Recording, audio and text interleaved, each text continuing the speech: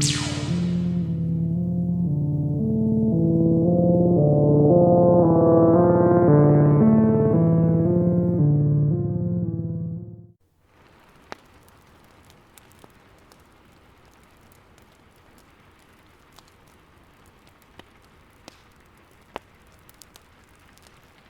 will preface this by saying that I think I'm silly to believe in ghosts, and I get embarrassed to speak about it.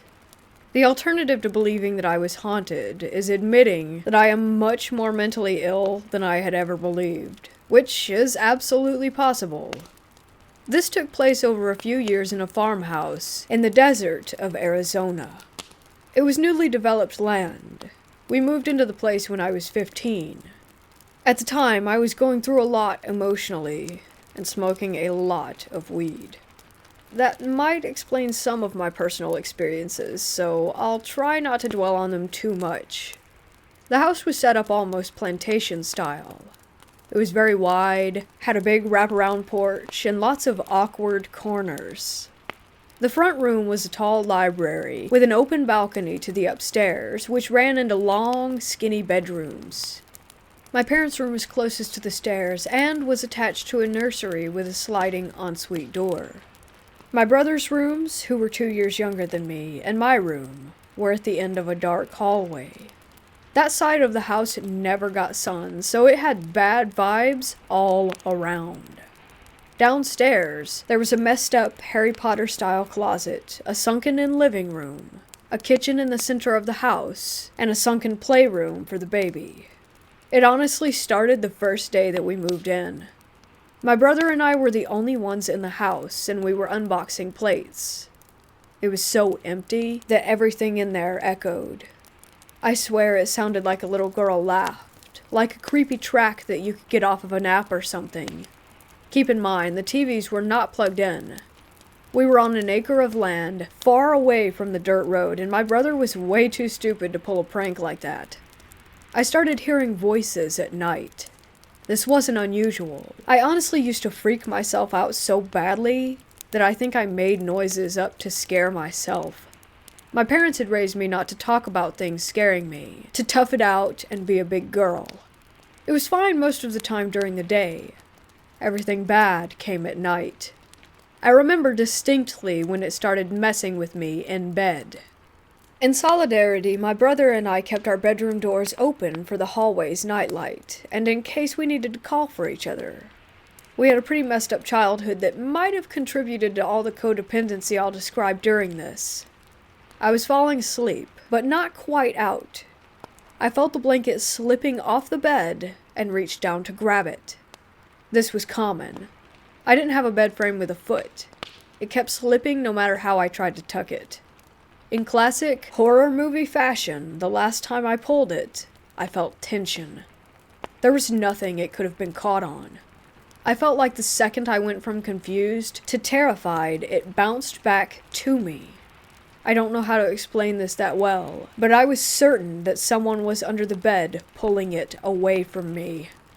Later, I moved another nightlight into the bedroom. It was a kind of spooky amber orange, and I convinced my parents to let me paint the walls cherry red. Again, I was almost asleep, but not quite out, so I don't think it could have been sleep paralysis. I heard the carpet rustle, and maybe joints cracking. It sounded like my mom had come in to check on me. I opened my eyes, and immediately froze. I don't think I've ever been more scared in my life. There was a woman crawling across my floor from the far side of my room to the foot of my bed. She was pale and stringy-haired as if she were going bald. I couldn't see her face. I don't know how I fell asleep. I couldn't scream or move. I think she disappeared under my bed. But again, this could always be a hallucination. My baby brother was about 7 months old when she started coming out during the day. My mom was a teacher at the time and was able to stay home with us during summer vacation. It was lunchtime and we were watching a movie quietly downstairs while the baby napped. There were noises upstairs, as if something had been dropped to the ground. We listened for a second before my mom ran up. She thought the baby had fallen out of his crib. We opened the door and found him sound asleep. There was weird white stuff on the floor. It took us a while to figure out that it was drywall or something like that. There was a crawl space to a small attic where the AC and insulation could be reached.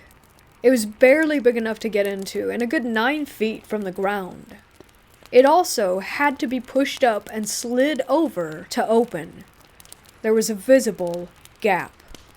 The carpet was a really ugly dark blue, so we could see the white spots on the ground as if something had been dragged from one side of the room to where the crib was, and it stopped right in front of it. My mom checked the closet and called my stepdad. He couldn't leave work, so he stayed downstairs until he got home and checked the crawl space. We have never had animals. It's really difficult for most things to live in Arizona, so wildlife is pretty rare in that area.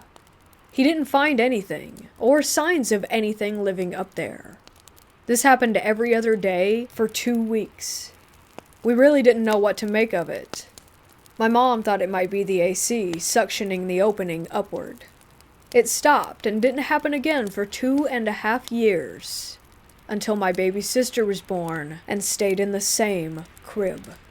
Again, it happened on and off for a few weeks, and never again. To keep my own solo experiences brief, I had a period of 3 months where I straight up did not sleep. I went crazy. Every night, I felt like my bed was shaking.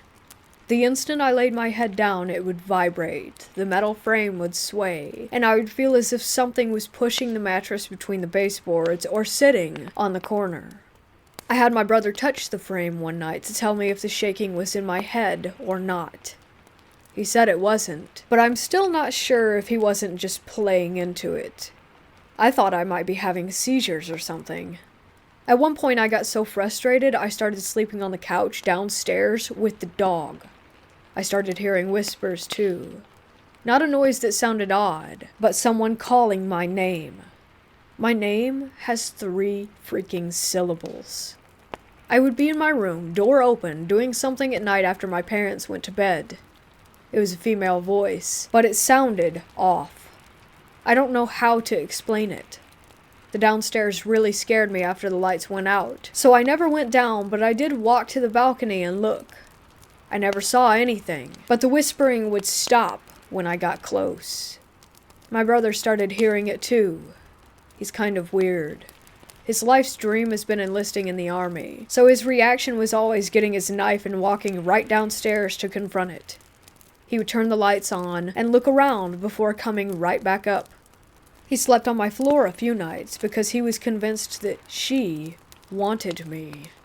We had prior haunting experiences, which led to my parents making jokes that the ghosts follow us. They didn't pay much attention to it at the time when it was quiet. One night, my parents went out with the babies. My brother and I were in our rooms, doors open per usual. We started hearing something strange. At first, I thought it was the wind. It got louder until it was clear that a woman was wailing. I know it sounds crazy, but it was so clear. We hid in my room for what felt like hours, calling my mom. For some reason, it never occurred to us to call the police. Eventually, the crying stopped. We hatched a plan to run for the stairs and out the nearest door. All of the lights were on in the house, and my brother has his stupid knives. It's like it knew that we were going to leave. We heard shuffling outside the door, and maybe breathing? I guess it could have been the air conditioning. We kind of decided that we were ready to die, unlocked the door, and booked it. The crying started again, and it was very clear that it was coming from my parents' room. We stood outside the property line for another hour waiting for them to arrive, watching the house. No one could have gotten out without us seeing. We had huge windows lining the upstairs hallway that showed everything with the lights on. My parents again made fun of us, and still do about that night. A few other incidents include my baby brother talking to the man upstairs. He would stand in front of the balcony and chat up to someone. He told us that the man was hiding in my room. He talked about the man in the window and would ask, "Who's that?" directed to the doors at night. I don't want to talk about all of it, but there were so many instances of voices, doors slamming, and things being knocked over in my room that I really did think I was losing my mind. I moved out at 18 and came back occasionally, usually to babysit. Apparently, my reluctant believer mother and absolute skeptic stepdad watched a coffee pot jump off of the counter. They were also outside sitting and having an open fire while drinking a coffee when they saw a figure in the balcony window of our room. It was a tall man, but my stepdad still needed urging to go upstairs. It appeared a second time, closer to where the nursery door was. My mom said she had horrible dreams about a man in the corner of her room after that. She was present for many of the instances where we heard footsteps upstairs, doors slamming when the AC was off, etc., but she always denied that there was anything wrong. Once my parents left town with the kids for a week. At this point I was 19 and living happily an hour away. My mom begged me to check on my brother and stay a few nights for the weekend. I arrived during the evening after I got off of work. I asked how had things been when he was alone. He said he was fine, he just didn't go upstairs at night and, quote-unquote, minded his business. He said if he ignored it and tried not to get scared, then it in return ignored him. He felt safe with the dog. We were watching YouTube and eating when we started to hear a deep noise. At first I thought it was a bike or one of the small buggies that people drove out here. Then I noticed that it was holding a tune. It was humming.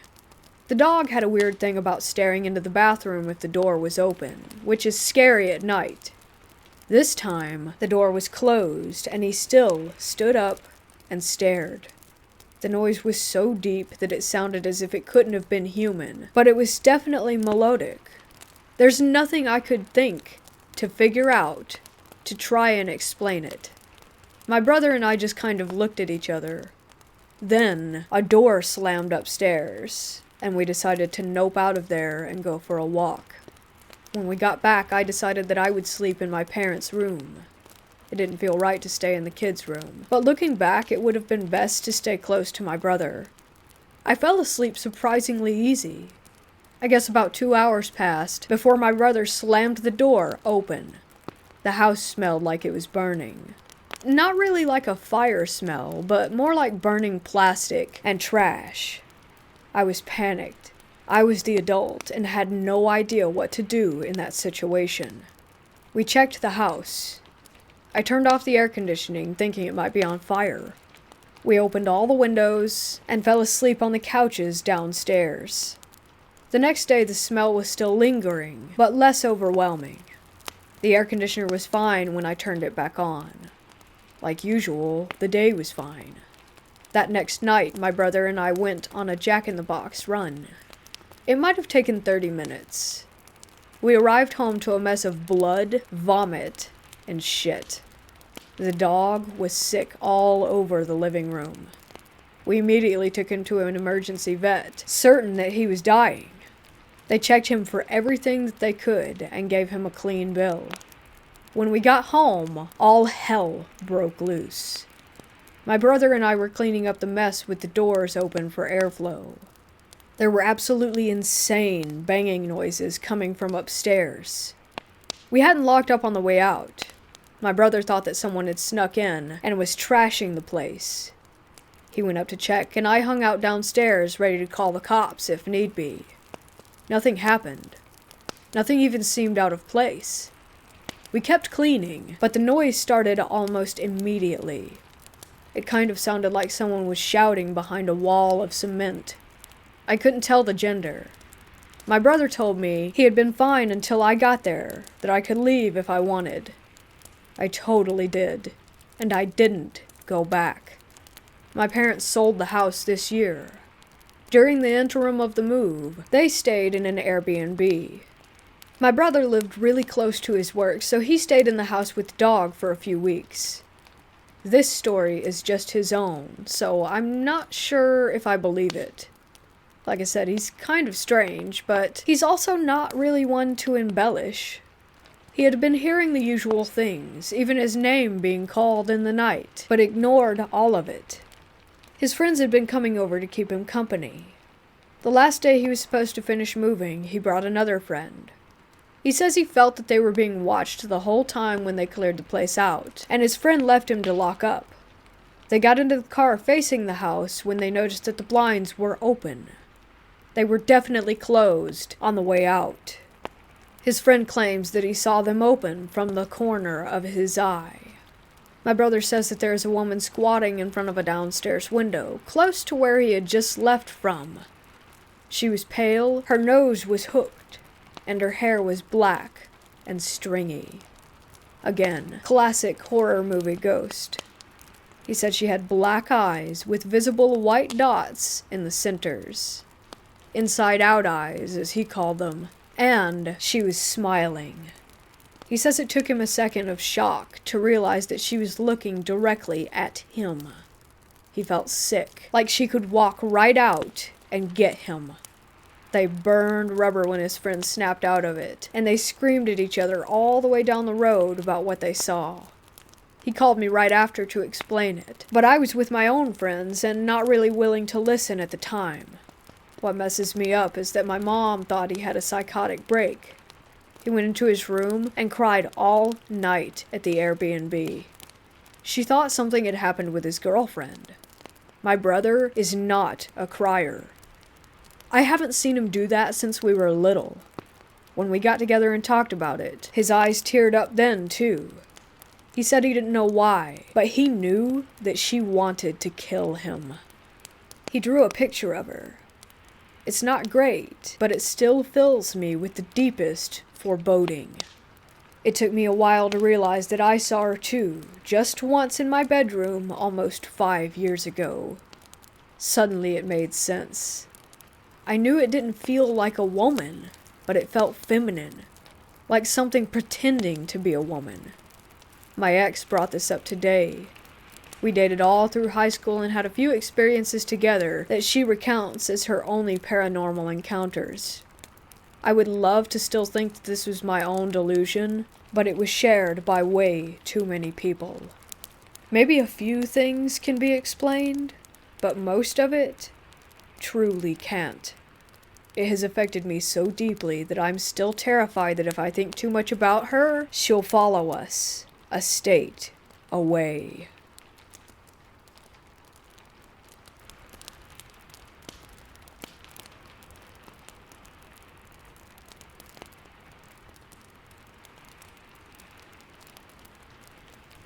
Honestly, I don't think I've ever experienced paranormal activity in terms of seeing something. But ever since I was a kid in my childhood home, I was really scared, almost traumatized of seeing something or hearing something in the dark at night.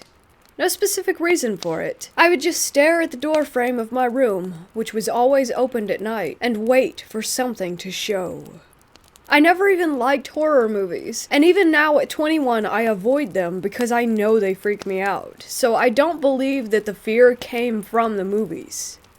The thing is, I moved to a different city when I was 18 years old and changed a few apartments until now, and in every single one of them, I felt chills. Everything is fine, and then comes a certain time of night when it's like the energy in the room changes, and I have a feeling that someone is watching me. I always believed that if I could convince myself not to believe in spirits, or that the paranormal is real, then I can escape from that, and nothing weird will happen to me if I don't believe or give it attention. Am I right? But here we are. I started to think, what if the cold, watching feeling and fear I get every night is related to some childhood trauma that I might not remember? Fast forward to today. My boyfriend and I moved back to his parents' house after the lockdown. We have a separate upper apartment for ourselves, and no one but him ever lived there. We have spent so many months and nights here before, and really the apartment never gave me any chills. Until the last month or so.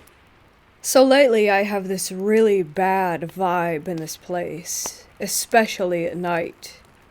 It can be dark outside around 6 p.m. or 10 p.m., and everything is super. Then there just comes this time, after midnight, when the air in the room changes and I feel like something negative has entered. The whole energy is negative, and the feeling of someone looking at me returns. Most of the time I'm scared to have my eyes opened, that I might see something. He doesn't feel the same thing and says it's because of the stress and anxiety. And true, it might just be paranoia, and I'm going crazy. But I had several nights when I really did feel like something was messing with me. I would wake up with a sensation like someone had pushed me, and my boyfriend was dead asleep. I would have sleep paralysis, and again would have a feeling like someone is poking me, and hear banging noises that weren't there. I was sleepless for a few nights, and then I started taking Xanax just to make me fall into deep sleep to get some rest. When I am able to sleep, there's that time before falling into sleep when I feel the most vulnerable because of the dark and the dead silence. There are radiator noises and downstairs noises, which, by the way, are loud footsteps even in the middle of the night. And sometimes I would ask them if they were awake at the time, and they said they were sleeping. But still, I kind of comfort myself with the idea of it just being normal house noises. The worst thing is going to the bathroom at night. I have bladder issues, so it's normal for me to go at 1, 2 a.m. Don't know why, but I noticed this pattern. And often, I'm just terrified. I use my phone as a flashlight and practically run there. If I can hold it, I do, because that's how scared I am of the negative energy in the air. I'm so afraid of seeing a shadow or a face staring at me. It's like I know that something is present, but I'm unable to give it shape or form. Sometimes it's like I can sense someone's breath on my face. Never thought I would write something like this because it is the opposite of ignoring the problem and convincing myself that I am imagining. But I'm not sure what to do anymore. Every night I lay in my bed, and in just moments the air in the room switches to negative, cold, and spooky. I can't live like this. It's stressing me out so much, and I just want to know if it makes any sense. Am I crazy and too paranoid so that I just imagine all of this? Or could it really be that something is there?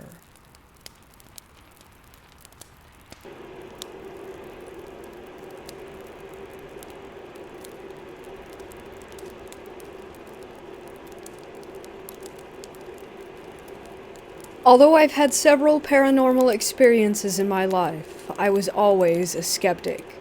I try to debunk my own experiences, like, what if I was just tired? There must be a logical explanation. However, this experience made me a believer.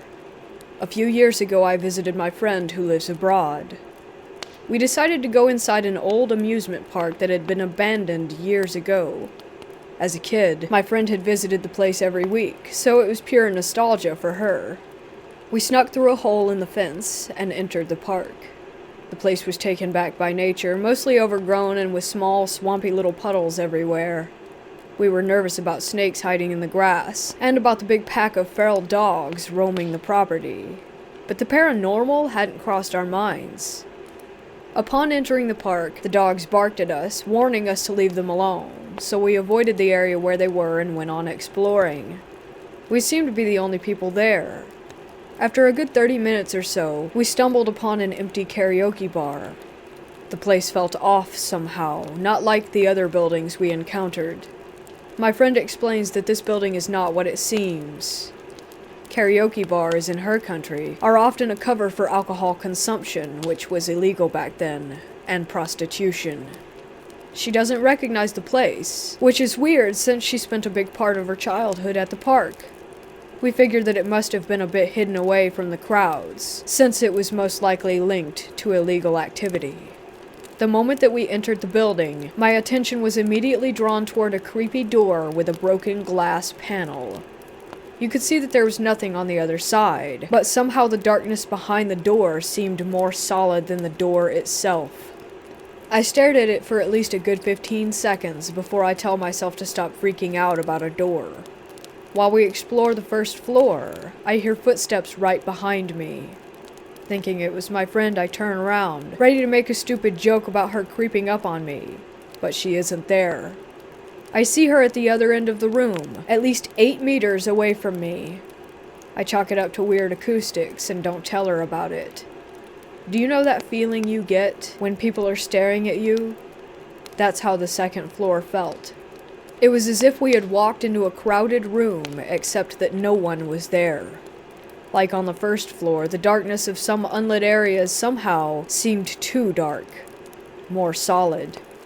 I became increasingly nervous, but I didn't tell my friend since I didn't want to sound crazy. Soon, my friend stopped in her tracks and said that she wasn't comfortable exploring any further. She later described that room as a quote-unquote black hole. She recalls feeling as if all her movements were slower than normal and as if her brain were foggy. This was right above the door that freaked me out so much. Back on the first floor, we feel silly for even being that nervous and we try to overcome our fears. I decide to open a door adjacent to the freaky door, which was easier said than done. The door was stuck, and I had to put my weight behind it to get it to open. We caught a glimpse of a small storage room before the door was slammed shut again. We almost made a run for it, but since we stubbornly didn't want to give in to our fears and be wusses, we took a few more pictures of the room before we left. Once outside, we rationalized it by saying that it must have been some sort of animal, a stray dog maybe, but we were not convinced. Opening the door took some strength, so what animal could have closed it with such force? There was barely any space between the open door and the wall, so I doubt that it could have been a person hiding there. We talk for a bit to lighten the mood, and we feel braver now that we're outside again. We decide to visit her favorite attraction next, the pirate ship. In the past, it would swing back and forth, but now we couldn't get it to move no matter how much we tried. We both pushed against it with our full body weight, but the ship just wouldn't budge. We take a few photos while we chat about my friend's memories of the park. All of a sudden, the pirate ship begins to move. Slow at first, so slow that I thought that I had imagined it, but then it started to swing more clearly. Since we don't feel the creepy vibes that we felt at the karaoke bar, we decide to stay and watch. After a few minutes, my friend remarks that we should head back soon, since she wouldn't want to be in this place after dark. Immediately after those words left her mouth, it got darker, as if it were suddenly twilight. Remember the dogs who barked when we entered the park? They had been quiet since they realized that we were not a threat. But now, they go wild, barking and howling in the distance. My friend and I don't hesitate, and make a run for it. We run through the dark, overgrown park while the dogs go crazy. It was surreal. Once we reach to the hole in the fence, we crawl out as fast as we can and suddenly, we feel safe again. I swear, once outside, the sun was shining bright. We looked up to see if it was just a well-timed cloud that had moved in front of the sun, but we couldn't see anything. To this day, my friend is convinced that something told us to leave, since it got dark right after we decided to go home once it was getting dark. I don't believe in these kinds of theories, but feeling-wise, it genuinely felt as if we had went through some sort of gateway when we entered that area. As if it was its own little world. The contrast was just that big. Back home, we talked about our experiences. Apparently, we both felt uneasy in the karaoke bar long before we actually voiced those feelings. I told her about the creepy vibe I got from the door, and showed her a picture that I took of it when we first entered the building. She tells me she felt the same thing, and took a picture just before we left. Upon comparison, we realized that the door is cracked open a little bit in my photo, but in hers, it's half open. These photos were taken 5 minutes apart, and it seems very unlikely that someone snuck in to open it while we were on the second floor. The dog pack was in a different area of the park, and there was no wind that day. I don't have an explanation, but given our other experiences at the park, this creeped me out even more. Like I said, I have experienced strange things in the past, but nothing like this. In the hour that we spent at that park, I went from a skeptic to a believer. I would love to go back someday and see what happens.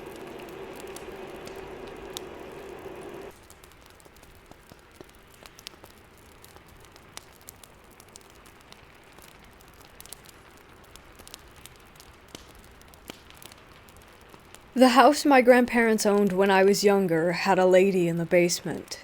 At least, that's what I called her. My older sister called her the lady on the landing, because she only ever saw her on the landing to the basement. Either way, basement. I haven't correlated any of my personal stories with my cousins or siblings except my own. My aunt used to live down there, and I haven't dared to ask her about it because she had an experience when she was younger where she was physically lifted out of the bed by her ankles, and because of that, you can't even mention ghosts or paranormal stuff because she covers her ears and walks away. But that's another story for another day. Anyways, my personal stories. I'll try to keep them short and sweet. The first time I can recall seeing her, I was hanging out with my aunt, a different aunt than the one mentioned above. She and her son were in the house while my mom was working, and my grandparents were in Hawaii. Now, for some reason, she chose to bathe me in the basement bathroom, which was weird because there was another fully functional bathroom with a bathtub on the second floor of the house, as well as the shower in my grandparents' room. My cousin was expecting his friends to come over and play. The doorbell rang, so my aunt ran up to answer it, but had my cousin stay with me. I was about 3 or 4 at the time, he was about 9, just to keep an eye on me. She called him up to go play with his friends, and as soon as he left the bathroom and was halfway up the stairs, the door slammed shut and the lights turned off. Then, all of a sudden, I see this woman literally in the mirror facing me, but it looked like she was getting ready to walk out of it because she was getting closer. I, of course, start screaming. My cousin is on the other side of the door desperately trying to get in. My aunt comes flying down the stairs and couldn't get the door to open either. She kept telling me to unlock it, but I was stuck, frozen in terror. Finally, she gets the door open and sees nothing. She flips the switch on and gets me out of the tub, and nothing else was really said about it. Later that week, I was again with my aunt as my mother was working. I asked if I could sleep in Grandma's bed since they weren't there, and at the time, at my little size, that bed seemed humongous. She called them in Hawaii to ask for their permission, and they said it was fine. So I'm asleep in their bed, and I'm not exactly positive if it was a dream or an actual experience that had taken place. I was in the center of the bed. From there, you could see straight into their bathroom on the right side of the room, and then straight down the hallway into the computer room. Mind you, this is on the second floor now, not the basement. In this maybe dream, the bathroom light flipped on and I could see her again coming out of the mirror. It was like I was locked in place, but I could see down the hall in the computer room my mom sitting at my grandma's computer. I tried to call her, but it came out as a dull whisper. I tried over and over, but the sound just wouldn't come out. The woman actually made it out of the mirror this time, and got just a step out of the bathroom when I was able to get unlocked, and I ran down the hallway into the room where my mother was. Again, I don't think anything was ever actually said about this. Another time, maybe 2 years later, my mom and I were sleeping in the basement bedroom, and the closet doors were those full floor-to-ceiling mirrors. I saw her again, but my mom was within reach, and I woke her up and she saw this woman too, and grabbed me and ran upstairs. I guess a more adequate name for her would be the lady in the mirror, but I've been calling her the lady in the basement for what seems like forever. I know for a fact that the cousin from the first story saw her on a number of occasions. My sister saw her, my brother saw her, and a couple of other cousins when they would visit from out of state. It really only affected us kids. Over the past couple of years, I've asked my mother if she remembers it. My sister, my aunt that would watch me, and then her son and everyone is pretty much on the same page of, this was real. My mother's theory is that she was a family member from the past that just stuck with the family, and she didn't mean to be scary, she just was, because we weren't used to seeing that sort of thing. I asked my grandpa about it last week over text if he recalls me ever saying anything to him about her, and he replied, no, and I'd prefer it if you didn't. Now, here's the kicker. My grandma passed in December of 2018. I had not seen the lady in the basement since that particular house. They moved houses, hell, even moved states, and I never saw her in any of the other houses. Not once. But after my grandma died, I saw her in the house that I was living in that wasn't even close to the original house where I first saw her. Now I'm wondering if my mom's theory on her being a relative that passed and just was attached to us is even true, and that when my grandma passed, she followed her, but made her rounds to say bye? Because right after I saw her at my own house, I called my sister immediately and she freaked out because she had seen her at her house the day before. I haven't seen her since, and I pray I don't see her again. Half of me wants to write a letter to the new owners of that house from my childhood and ask them if they have seen her as well.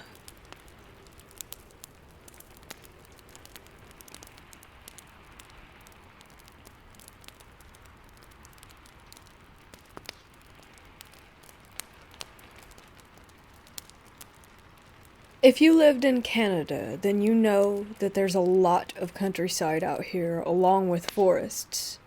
Most of the abandoned buildings you might come across are found there. I was 16 when this happened. I grew up mostly in the rougher part of the capital. Yes, even Ottawa has its tough spots, and one is known as Vanier. While it's no Detroit, it's still where most of the poor, along with other drug addicts and homeless, live and stay. I've been through plenty of stuff that a lot of people would say is scary, but this is something that still to this day, at 21 years of age, does not sit well with me. I was with my buddies at a warehouse of sorts. It was pretty deep in the forest. We were drinking and talking when one of my friends brought up the old story of a haunted farm near that spot. He went on about how the guy who got him in brought him there to scare the crap out of him. I want to add that when they went, he did confirm that his friend was the one who was messing with him, but he still said that something was off about it, so we started making jokes. And then I made a joke that got him really serious. I think I said something along the lines of, "There's a ghost in there with Betty White making a porno." He then looks me in the eyes and tells me, "No, something is messed up in there. I don't care what, but I felt it." Me being the jerk that I am, I joked about how he was being the wuss and that the only things you really have to fear is fear itself. He then convinced me to go to this haunted barn. In retrospect, I should have just shut up right there and then. Next thing I know, we're heading to the barn. We get there, and it's me, my friend, plus this guy that I don't really know, but he was with the group. We walk in, the three of us. Me and the other guy start loudmouthing, right? Wild stuff like, "Hey Casper, what's poppin'?" and "First spirit that comes out gets bopped on sight." I'm not joking when I say that we get halfway in when these heavy doors shut on us. Those big barn doors, the old ones that took some effort getting them open in the first place, let alone having them swing closed like that. We go to push them open only to find out that they were stuck. So we immediately turn to my friend and start grilling him over trying to trip us up over some fake ghost crap, while Random that was with me starts turning on his flashlight on his phone. I'm asking where our mutual friend is, who I thought was helping him, until I noticed my friend is straight tearing up, which causes me to start freaking out. And I mean freaking out. I'm banging on the door, trying to get homeboy to help, while big homie is acting like a statue. I get a weird feeling on my shoulder. I start to freeze up, and all I hear to my side is "scared," as if it were some kind of taunt. I spin around, seeing the same scene as from when I had started freaking. The guy pushing on the door, my friend staring off into nothing. As I'm asking if anyone heard that, the guy pushing the door starts spazzing, saying something in Spanish, I think. I grab him, telling him to calm down, while he's giving me this look like he just got shot. I'm sitting there trying to snap him out of his funk. Then my friend starts ramming into the door over and over really hard. I thought he was going to hurt himself. It was dark. I can't tell exactly what was being thrown around, but I can tell you that a lot was going through the air. We just started hearing crashes from all sides. I even got hit with something. I still have a scar to this day on the left side of my chin and my left shoulder. Then, the screaming. It was like 3 chicks were getting cut up. It was awful. I won't lie, I'm not going to act tougher than I am. I started passing out for the first time, being the most bizarre feeling. My friend grabs me and the random guy, both of us not seeing that he did get the door open. When we got out, I threw up, while the random dude said something that I didn't catch and then just took off. My friend and I looked at each other and started walking back. The entire way he was explaining that he had no part in this. He kept swearing it up and down. I kept ranting about how that this was impossible, and that there was no lock on the door, so how was it even locked? And that caused him to freak out more. I had to go to the doctor to get stitches for whatever it was that flew into me while we were in there. When I told the doctors what happened, which I had to say what happened, but really I should have just made something up, because it could have been anything. And when I told them what did happen, they looked at me as if I were crazy upon my explanation. They actually made me go and see a shrink for a bit, due to my outlandish claims. After a while, they let me off the hook, thinking that I wasn't crazy. All I know is that I was sober that night. Last time I checked, 2 beers don't make you trip out. And random dude is refusing to tell us why he was screaming. Now, for a bit of comparison, when I was 15, I had a shotgun pointed at me and then pressed into my stomach, being threatened that they would pull the trigger. But that's simple. I'm about to get blown up, and that's gun plus angry dude equals body. But that night, I could not explain, nor could I control, or fight back. That night fills me with a terror that has changed my life. And I see how rooms and dark places that I didn't know what was happening or how to react to or defend are the reasons to this day that this was one of the most horrifying experiences I have ever had. Don't get me wrong, getting a gun pointed at me got me on the path where I'm trying to change my life. But I can't change not being able to walk in the dark around my house and my refusal to be in dark rooms.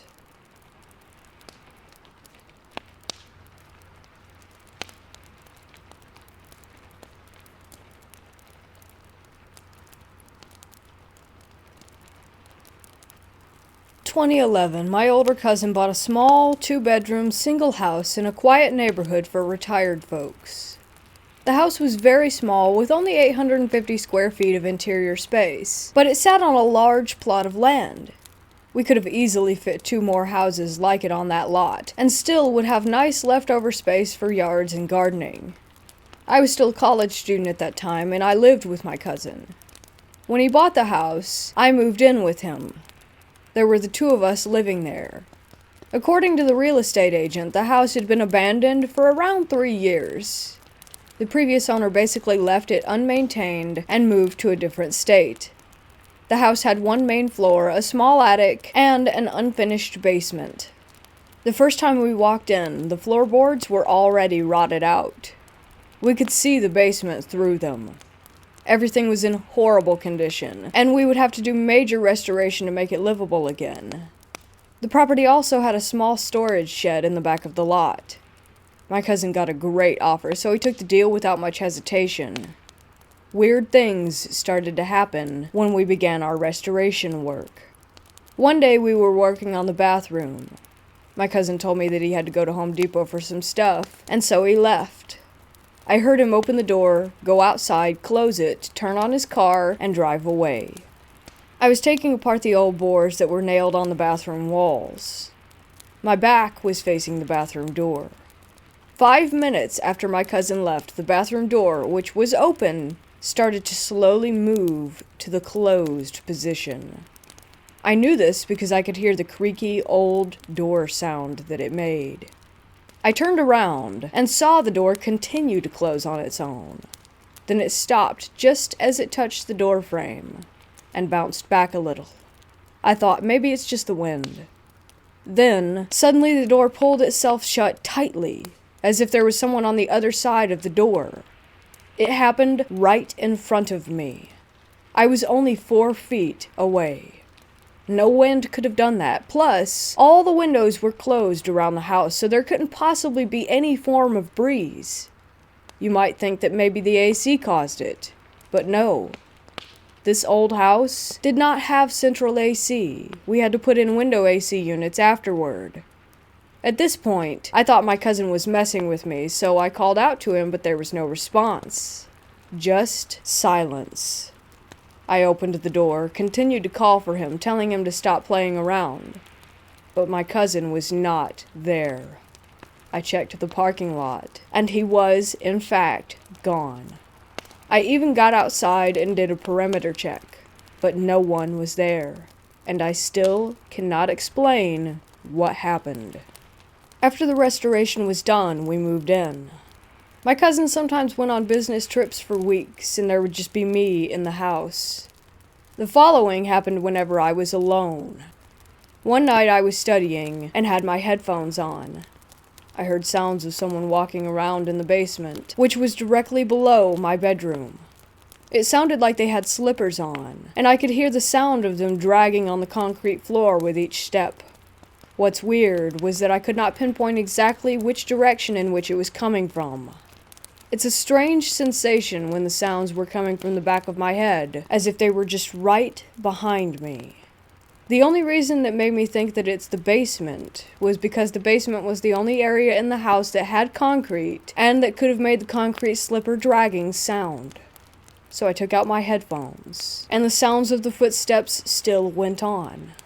The volume of the sounds stayed the same, with or without the headphones. I thought my cousin had come home early, so I called out to him and got no reply. I took the flashlight and went to the basement to check it out. It was dark and quiet.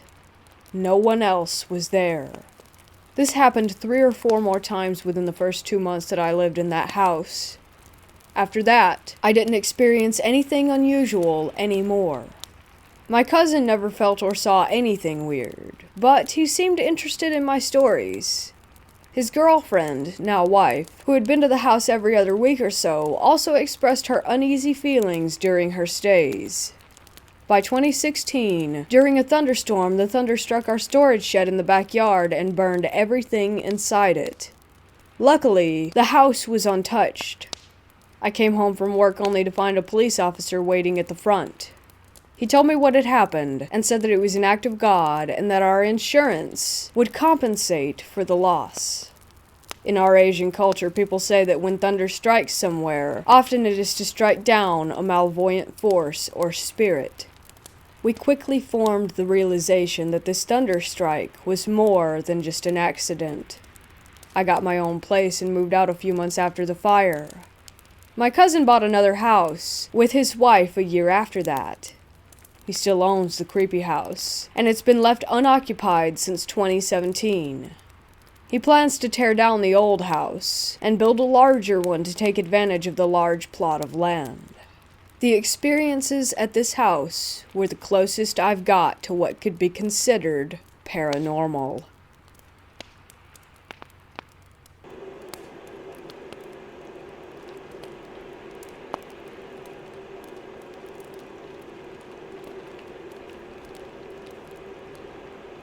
A couple of years ago, me and some friends had a short-lived phase of trying to go and explore as many cool, abandoned places as we could. One of these was a very old hospital that had been closed for roughly 20 to 30 years, I believe. It was pretty central, in a big town, so it was quite regularly maintained as far as terms of boarding up windows, doors, etc. to keep people out. Our first visit started with us climbing through a window near the middle of the building. We pried a plyboard board up from the window, but as soon as me and 3 other friends got in that room and opened the door into the main hallway, we agreed pretty quickly that we shouldn't be there and left. Unusual for us, as we quite clearly weren't scared of much if we were easily able to break and enter into a building in the middle of town. We'd also never been scared and anxious of anywhere before, and it's weird that all of us agreed that we should leave straight away. Our second visit is where it got properly weird. We went back about 2 weeks later, and all of the plyboard on the windows was replaced with metal sheets, which isn't strange for a building in a large town where people break in regularly, apart from the fact that the window that we went through originally was completely open. We climbed through anyway, and got all the same feelings again, except when we tried to open the door into the hallway. It was locked, and felt as if something was pushed up against the other side of it. We went back through the window, and I was last. As I was about halfway out of the window, I heard a young girl's laugh, pretty much directly behind me in this small room, and I nearly fell out of the window trying to get away from it. I thought it was my mind playing tricks on me at first, until one of my friends asked if I had heard that laugh, and that's why I jumped through this window. All my other friends had heard it too, and said it sounded like it had come from inside the room. All of this is pretty normal stuff, and I'm sure that the door being locked or having something behind it was just someone moving stuff around inside if them and their friends were exploring too. The young girl's laugh that we all heard from the room we were in, and how we felt on both visits, is what we can't explain.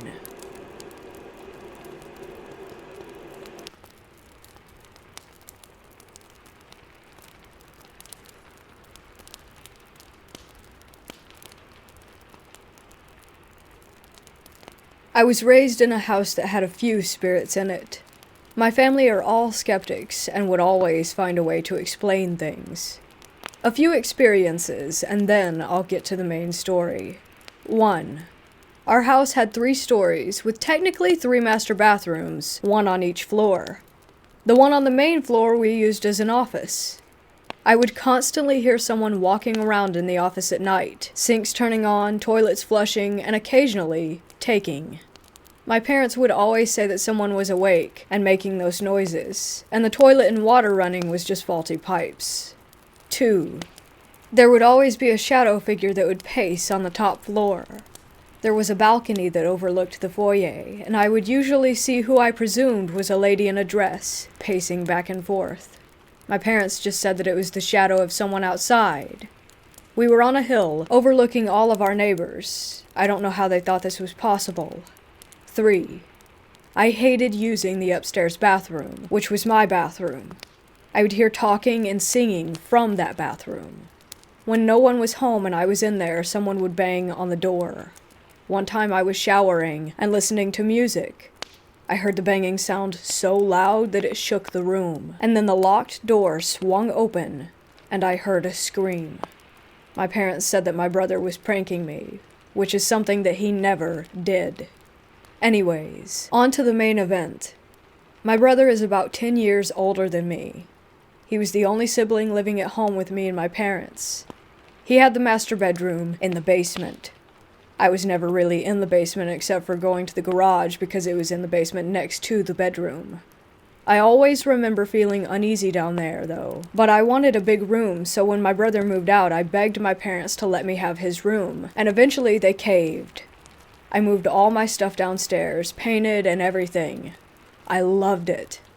I was talking to my brother about it one day, and he told me, "Watch out for the little girl who lives down there. She likes to laugh." I was shocked, as obviously he had to be kidding.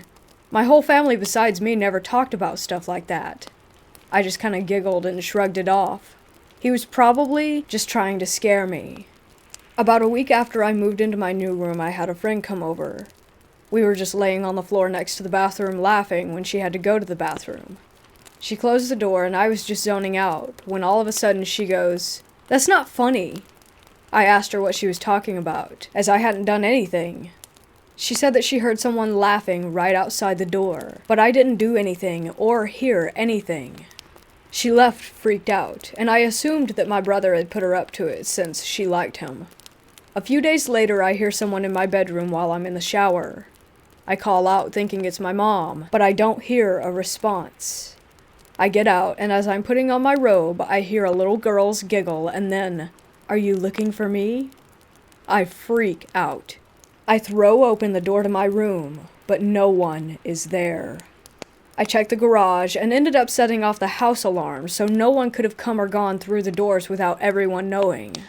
I run upstairs, and my mom is pissed that I set off the alarm, and I tell her what just happened. She told me my brother had a similar story when we first moved in, but that it was nothing. I called my brother and asked him why he told me to watch out for the little girl. He said that I was the little girl. He was kidding because, quote unquote, you would always come downstairs and giggle really creepy. I never did anything like that. I told him that, and he got creeped out. I still would occasionally hear the little girl. I never saw her, but she did like to laugh and open the bathroom and closet doors. I named her Sarah. My brother called me up today and asked me about this. He asked me if I was sure that I never tried to scare him by laughing, and I told him no. He got really uncomfortable. I don't think he knows how to handle the fact that our house is haunted.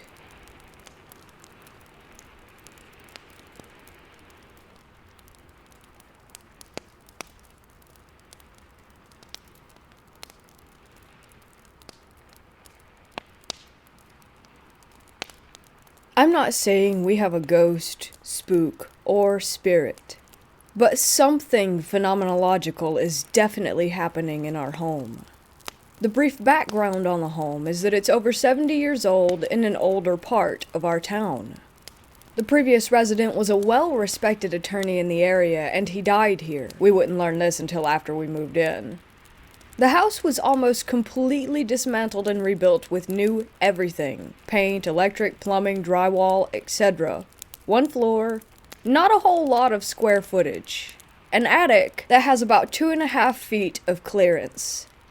Not long after getting moved in, my wife and I learned a little bit more about the house's history, and that the previous owner had passed away, and that it was quite some time after his death before he was discovered. We made peace with this information, and continued settling in. The first peculiar incident wasn't really that peculiar. It had been well over a year since the previous owner passed, but he kept receiving mail. A lot of mail. Fun mail, too. Magazines and newspapers with the subscriptions renewing.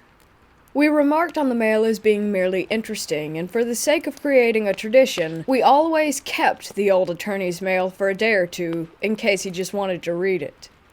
Eventually, this would trickle to a stop. The second peculiar incident caught our attention. After 2 months of being in the house, we decided to get newer, better locks for the doors. I had a new key, my wife had a new key. 2 extra keys went on the key hook. A few days go by, and my wife asked me if I had lost my key or if I had trouble locking or unlocking the door. I hadn't. She showed me the 2 extra keys. Both were still on the wire ring, and both had bends of about 15 degrees right at the key shoulder. We agreed that this was odd, but we let it go with some loose rationalizations. The third peculiar incident started a little over 2 years ago, and continues still. Neither I nor my wife smoke. However, about once every 2 weeks on a random day, and usually after midnight, the distinct odor of warm cigarette smoke can be smelled in our living room. At first, we thought it was someone walking nearby, or a neighbor, or an odd or unfortunate combination of smells from a garbage can. We got some cameras, and pointed them outside to see what we could see. Nothing. The last time we smelled cigarettes was about 2 weeks ago. And we've had electricians check our wiring on unrelated matters just in case. The fourth incident relates to the second. 2 metal spoons in the silverware drawer were bent. Almost snapped. Aside from the cigarette smoke, it's been a while since anything has happened, until last week. For whatever reason, the attorney's mail is resumed and the 5th peculiar incident has occurred. I work out in the woods, and my wife now works from home in the company of our 2 cats. In a flurry of texts and phone calls, she told me that it sounded like someone was running around upstairs, as if they were rushing across the house to answer the phone, was how she described it. We've had squirrels in our useless attic and the occasional tree branch. The footsteps exceeded both of those. The 6th and most recent peculiar incident is equal parts mundane and intriguing. We have a favorite spatula. Yes, we do.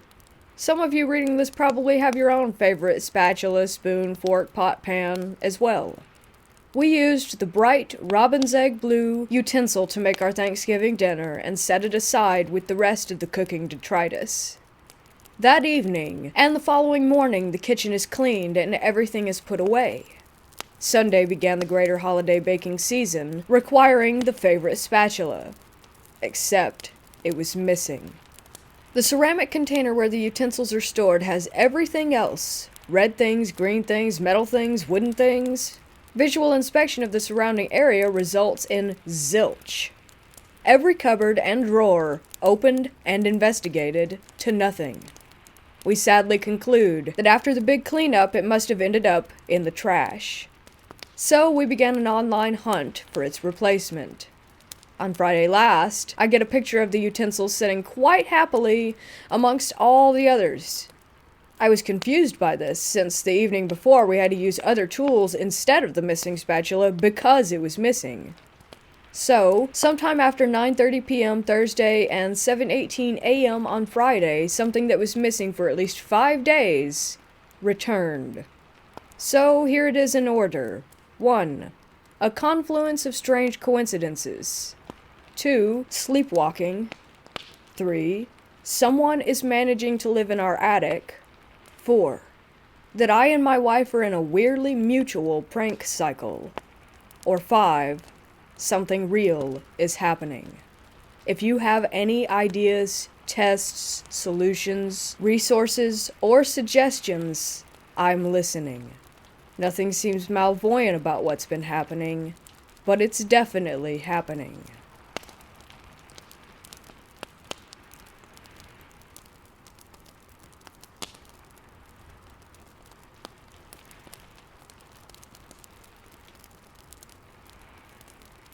My first visit to this hospital was in 2018.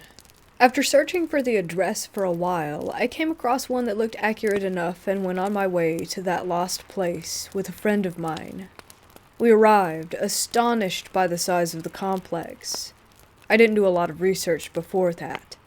I just knew that it used to be a hospital and was built during World War II, and by the address, it seemed legit. On our way down from the parking lot to the lost place, our excitement was growing, but so was our anxiety for reasons that we just couldn't ascertain. We make our way onto the complex at the part where the main entrance was before, and the air felt really dense. My friend felt the same way, but we brushed it off as just being a bit nervous, just ourselves, and we started to walk past some buildings at the entrance, completely focused and being amazed. At some point, my pulse must have slowed down due to me being focused on trying to take in everything I was seeing, because I noticed that it increased in speed when we reached the buildings where I suspected that the patients would have been. It felt like there was strong electricity in the air that made me feel even more uneasy. That's when we heard a door slam behind us at one of the buildings. We, of course, completely froze. The sound came from a building that was pretty far away from us, and that sound was very loud. There was no wind at all that could have caused the heavy doors to slam like that. The trees weren't moving, nor did we hear anything else. Just one door that decided to slam shut on its own. We nervously chuckled and decided to move closer to the exit. I asked my friend if I should record this visit on my phone, and she agreed. We both turned on airplane mode and went on our way. Whether it was due to our anxiety, or us being too alert, or something actually being there, we would turn around or stop walking at the same time, asking the other if we had heard that sound. Sometimes the sounds behind us resembled soft footsteps. Other times we would hear silent whispers that we couldn't quite make out. At some point I began to question my sanity, but I knew that there had to be something there to make such specific noises, loud enough that my friend would also hear them, as I did. As we were walking toward the actual exit, we stopped to look at one building and we heard a very, very loud bang behind us, making our walking become very determined as we made our way to the main street. The bang was accompanied by other sounds that we couldn't define back then. Fast forward and both of us are at my place. We grab individual headphones and start to listen to the recording. And boy, was that some weird stuff. We both enabled plane mode before I hit the record button, but there were so many disturbances in the recording, distinct sounds like someone coughing, whispers, with clear vowels, that we couldn't quite make out the full words to. A woman's voice going, shh, breathing, and bleeps. I have to admit that we were freaking out a lot. I was almost crying because I found it to be so chilling. The thing that baffled us the most was the loud bang that made us leave. I swear to you, it wasn't there. At all. Not the bang on the recording that startled us so much that made us leave the place, but silent sounds? You can hear us being startled and agreeing to leave immediately, but no bang could be heard on that recording, and it's still not there. I held my phone the exact same way that I had been since I started that recording. I didn't put my clothes against one mic. The mics weren't broken after a test recording that we did. So there should be a banging sound, but absolutely there is not. And I have no clue why that is the case. That hospital is a really special place. From later experiences there, I have come to possible conclusions as to what kind of paranormal things occur.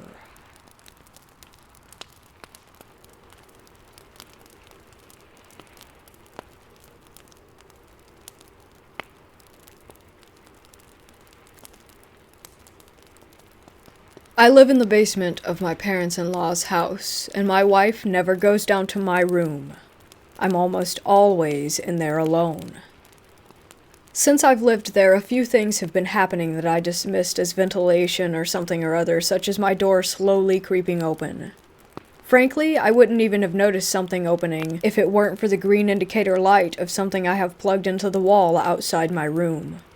At night, if I have to leave my room, I exit and make an immediate left and dip into the bathroom. I can almost always sense an entity in the living area or bar area of the basement. This feeling is compounded when I exit the bathroom and my reflection appears on the wall of our sliding doors. Sometimes, I do not have a face in my reflection. I quickly re-enter my bedroom and shut and lock the door. Some nights there's a knocking from within my mattress that wakes me up, usually between 3 and 3:15 a.m. I have no way of dealing with this other than risking it and fleeing upstairs to my son's room. My son, 3, has autism and frequently says, "That's scary," over and over in the basement while looking toward the bathroom and living areas. The light switches that I have access to when leaving the room frequently cease to function right when I need them, or will flicker out almost violently as I'm on the staircase halfway up and out of the basement. I can hear rustling in the middle of the night sometimes as well, and I occasionally convince myself that it's just a mouse. Lately, this has graduated to the sound of footsteps in the ceiling in the middle of the night. Most recently, when I heard these footsteps, there was no one home but me, and I searched the house wielding a knife for an intruder to find no one home. I think that this entity is aware that I know it exists, and I interacted with it via the mirror once, and it contorted my face.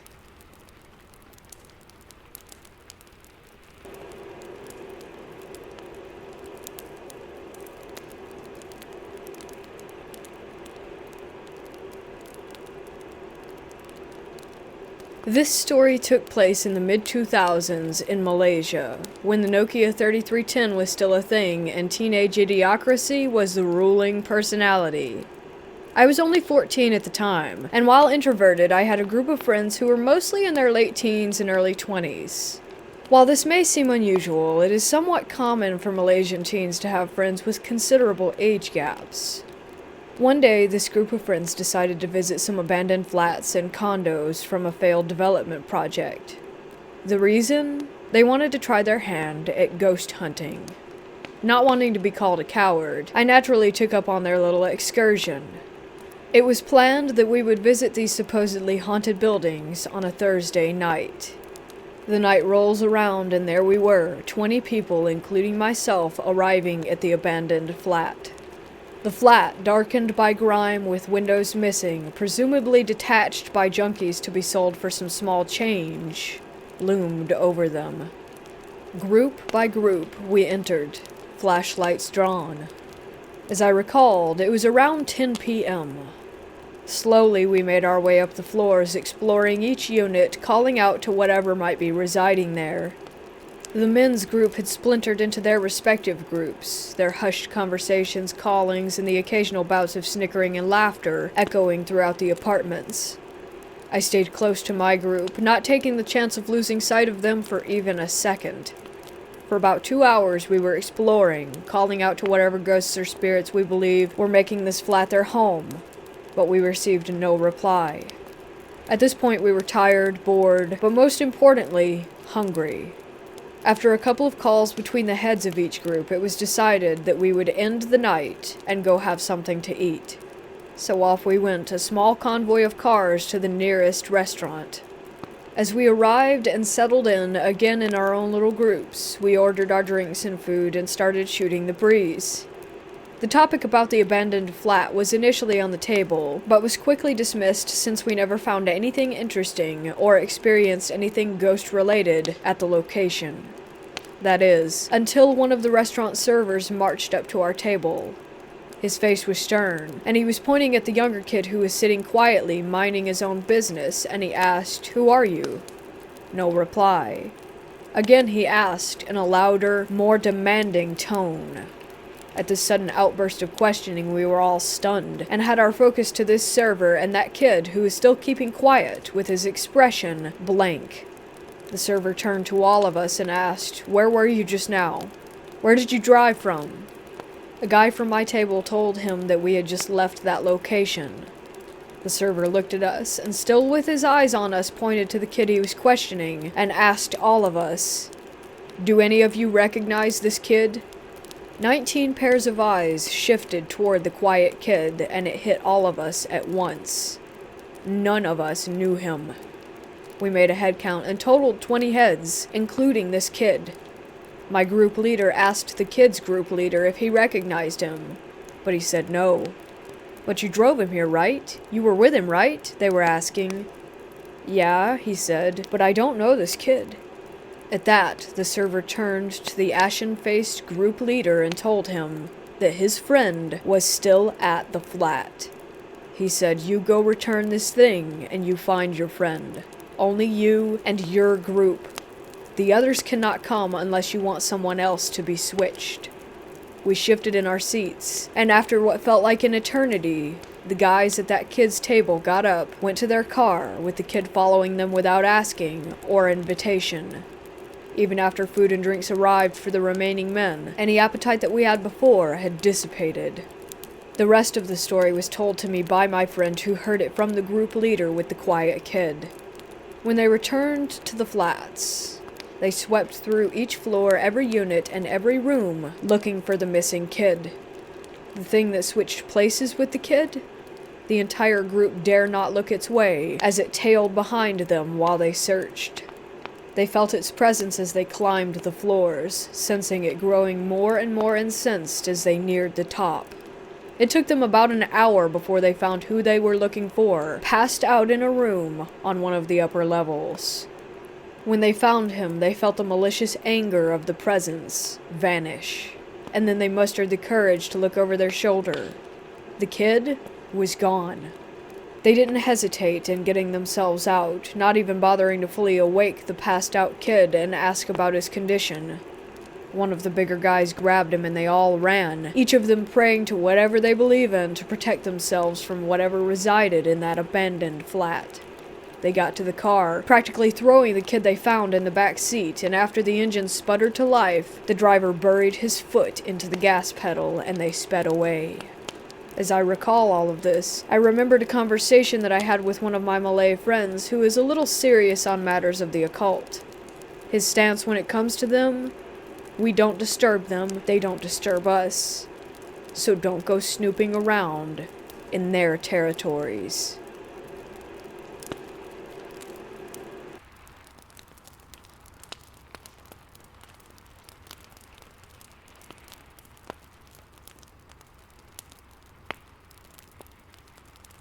About 10 years ago, I moved into a new home in Indiana with 3 roommates. I won't go into too much detail about where the home is located out of respect for my former roommates, one of which still lives there.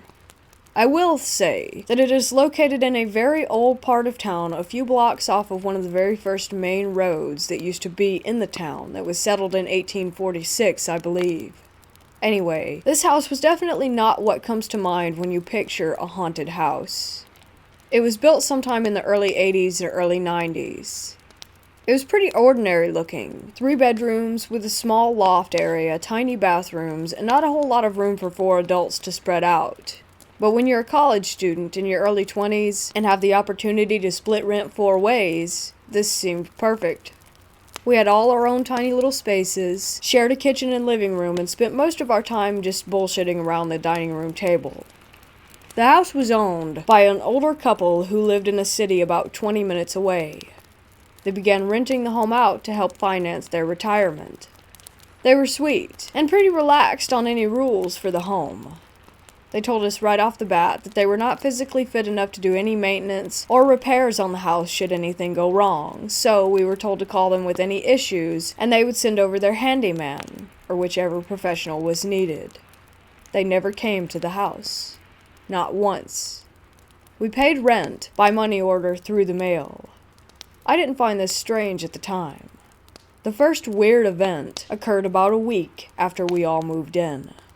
We all worked the night shift at our respective jobs, so the house was empty all night and we arrived home around the same time early in the morning.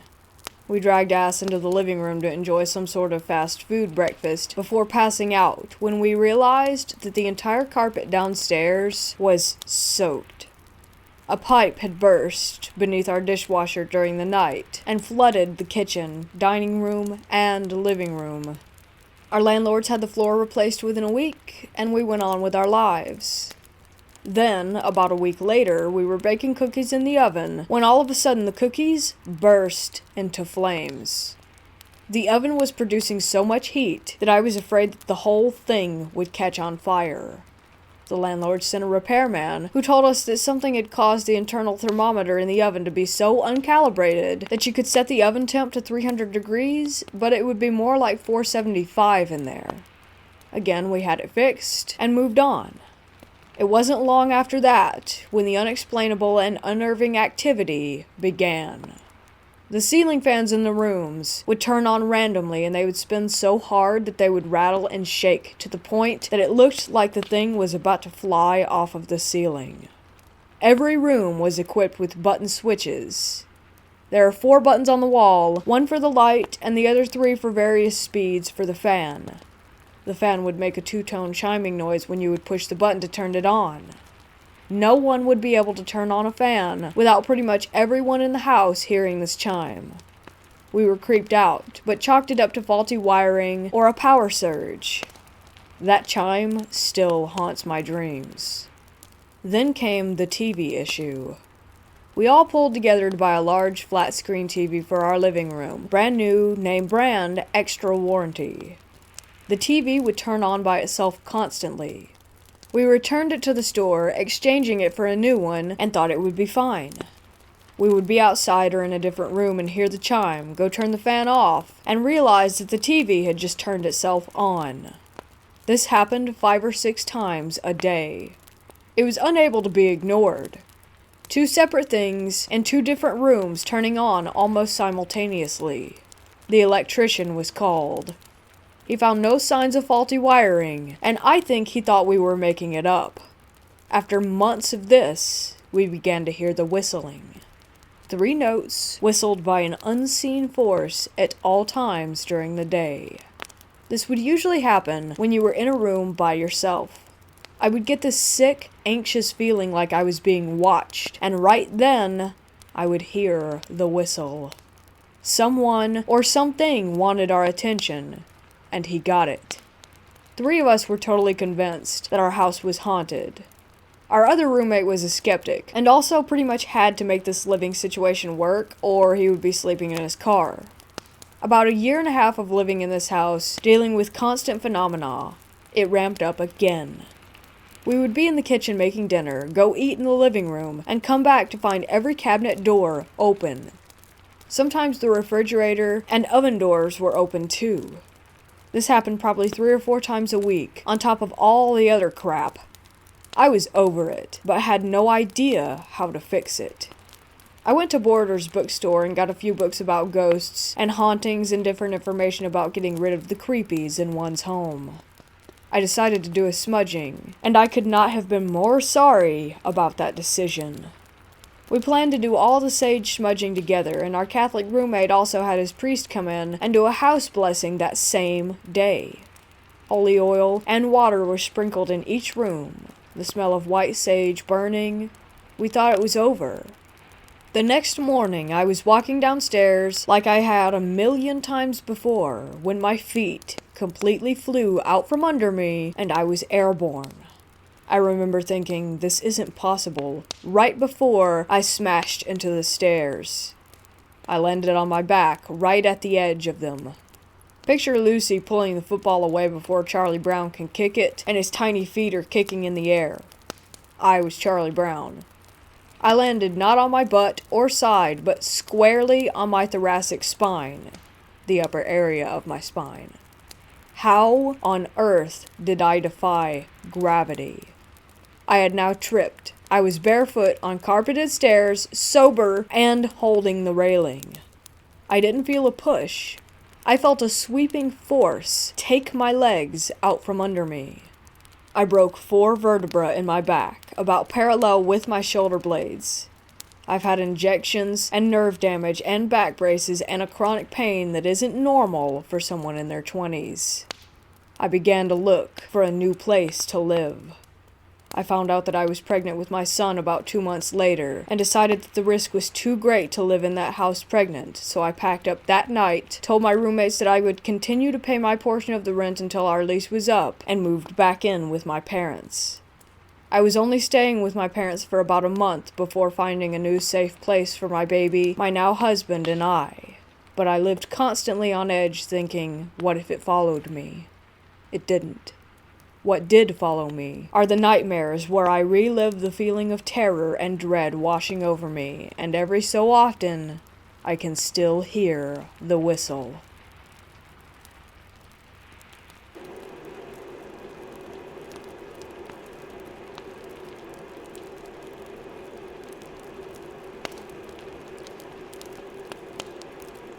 When I was 16 years old, I'm female by the way, my friends and I decided that it would be fun to go out to an old abandoned farmhouse that was rumored to be haunted. We didn't really believe in ghosts at the time, but were fascinated by the thrill of potentially experiencing something paranormal. So on a hot summer night in July, we decided to take 2 cars out to this abandoned place. There were 6 of us in total. It took about 45 minutes to drive there, so we left around 2:15 a.m. because we wanted to arrive at the farmhouse by 3 a.m., witching hour. To get to the house, we drove down a dark, winding country road with houses few and far between. There were no streetlights, so although it was a warm summer night, it felt incredibly scary as we drove through the unfamiliar place in the pitch black. As we arrived at the house, I nearly felt sick to my stomach. I didn't believe in ghosts or the paranormal at the time, like I said, but something in my gut just felt wrong. The house was situated at the bottom of 2 hills, and there was no driveway in front of it, so we had to park at the top of the hill where there was an area off to the side of the road covered with crushed rock. We got there just in time to fulfill our plan of arriving at witching hour. As we walked down the hill, we saw the house. It basically looked exactly how you would picture an old abandoned farmhouse. Exposed gray wood, pieces of siding falling off, and old, overgrown plants all around the entrance. There were 2 levels to the house. The first level had 2 windows on either side of the door, and the top had 3 windows, one to the left above the door, and to the right. As we walked closer, we saw that the door was open, so we dared each other to go inside. We formed a line to enter. 2 of my friends, who were guys, went in front of me, and I was the third in line to enter the house. The first guy is friend number 1, the second is friend number 2. As we enter, I immediately felt ice cold. I have never felt that kind of cold in my life, as in, I felt it all the way in my bones. As soon as I felt it, I heard friend number 1 scream at the top of his lungs. It all happened so fast that I could barely make out what it looked like inside. I mostly remember an uninviting couch laid across the stairs with the living room to the left of the stairs and the kitchen to the right. It was like walking back in time. Old floral wallpaper peeling off the walls. So the second that friend number 1 screams, we all run out of the house immediately. As I look back toward the entrance, I notice that only friend number 2 exited the house behind me and friend number 1 was still screaming inside. Like blood-curdling, in fear, scream.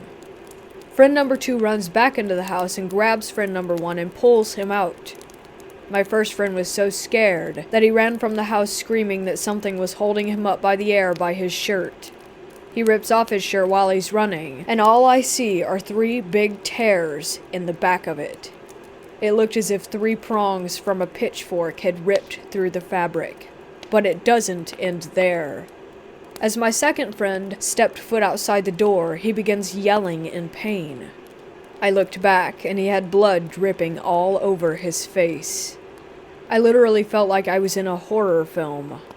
He came toward me, and I was in full instinct mode. I took my sweater off and gave it to him to try and stop the bleeding. He just yelled at me that something had hit him in the nose, and that he needed to get to the hospital. So we run back up the hill, which felt like 1,000 years, to the car. When we get into the car, I get friend number 2 tissues and clean up his nose, and I shine my light on it to see what was bleeding. His right nostril had a clean cut all the way through it, as if someone had taken scissors or shears and cut it. And it gets worse. As we're driving away, my friend and I both look to the house, and there's a candle lit in the top left window.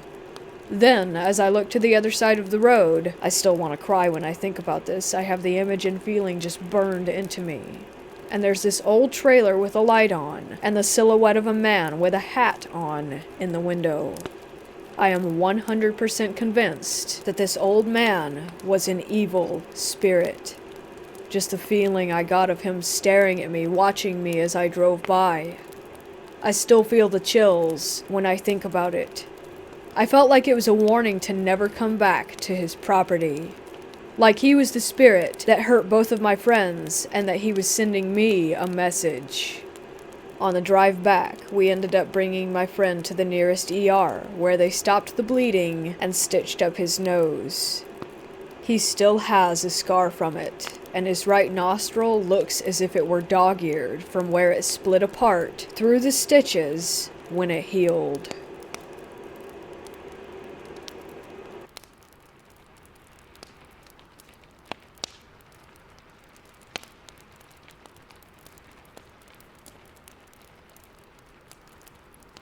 When I was about 12, I'm now 23, I lived in a relatively large, run-down house. I don't know much about its history, but I do know that it was built in 1936, based off of a newspaper that my family found in one of the walls during a renovation. I believe it had about 17 separate rooms, a fact that I was obsessed with when I first moved in. I just liked counting things. These rooms included 2 basements. One was right near the garage with an old door that went down to a concrete cellar where you could access some of the ducts to the house. And there was one within the house that held the laundry room and a storage room. My bedroom and the bedroom adjacent to mine both had crawl spaces going into the walls, 2 of which I covered with dressers. The house often gave me a sense of unease because of the sounds that it made due to it being old, combined with the fact that we couldn't afford heating it all winter, so there were blankets and plastic wrap in all of the windows, constantly making it very dark. Being alone in it was just scary for some reason. I could never shake the feeling of something looking over my shoulder when I was there alone, especially causing me to act like a fool and yell out at nothing while home alone sometimes. Honestly, I'm not sure what caused that, but I'm sure that it had to do with the level of darkness within the house, due to there being no natural lighting and my tiny adolescent brain conjuring up demons just because the house had been settling or something of that sort. One day, I was heading downstairs to do the laundry, and after I was done switching everything over and grabbing the laundry basket, my attention got caught by a large tank of some sort on one of the outer walls of the laundry room. I'm not sure what it held. It wasn't a water heater, but it may have been some sort of reservoir back in the day. It was very, very dusty, since no one ever went near it or touched it at all. Covering the tank this time were dozens of handprints, small to large, and also ones with much longer fingers than a normal hand. I'm not sure if it was due to dragging down, or the hands were just like that. It sent me into fight or flight immediately. I sprinted up the stairs and stayed up there for the rest of the day. It really bothered me trying to think of what could have caused the unnatural-looking, long-fingered handprints. I scared myself a lot thinking about it. Recently, I moved into a new apartment, and in the garage there are a few black handprints that I don't remember being there when we moved in. This could just be because I never noticed them, but I swear they were never there, and one day recently, they had just appeared. It brought back my memory of my old house and the fingerprints in the dust, hence my post here. It makes me a little uneasy, but not much else can be done about it, I'm sure. This event has stayed with me through the years, and I thought I would share it to see what others outside of my perspective think. I'm not really sure, though I have had many more experiences to do with that house in the following years of my life.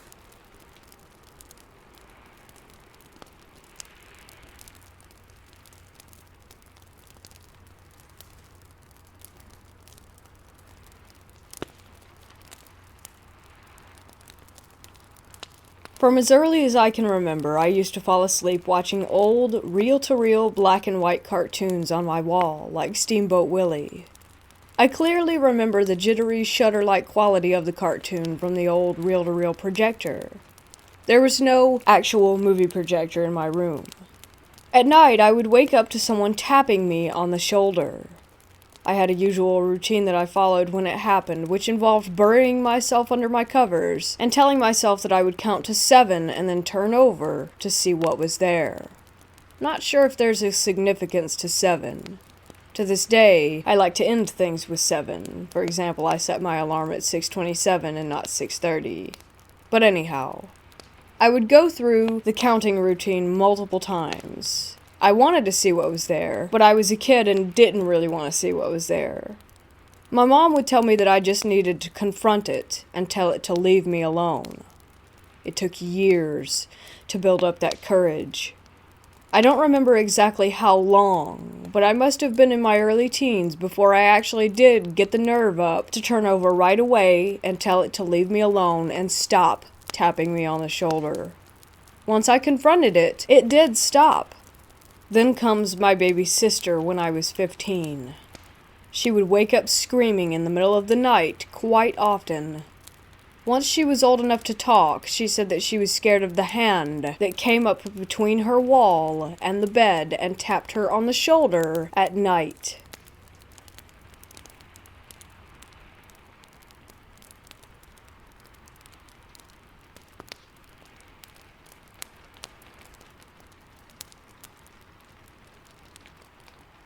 When I was a child, my family often spent the weekends or the holidays at my grandmother's house.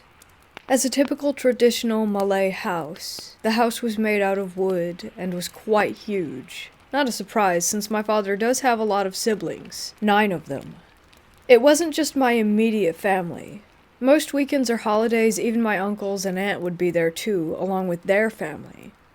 Sometimes there would be around 50 to 70 of us inside that house.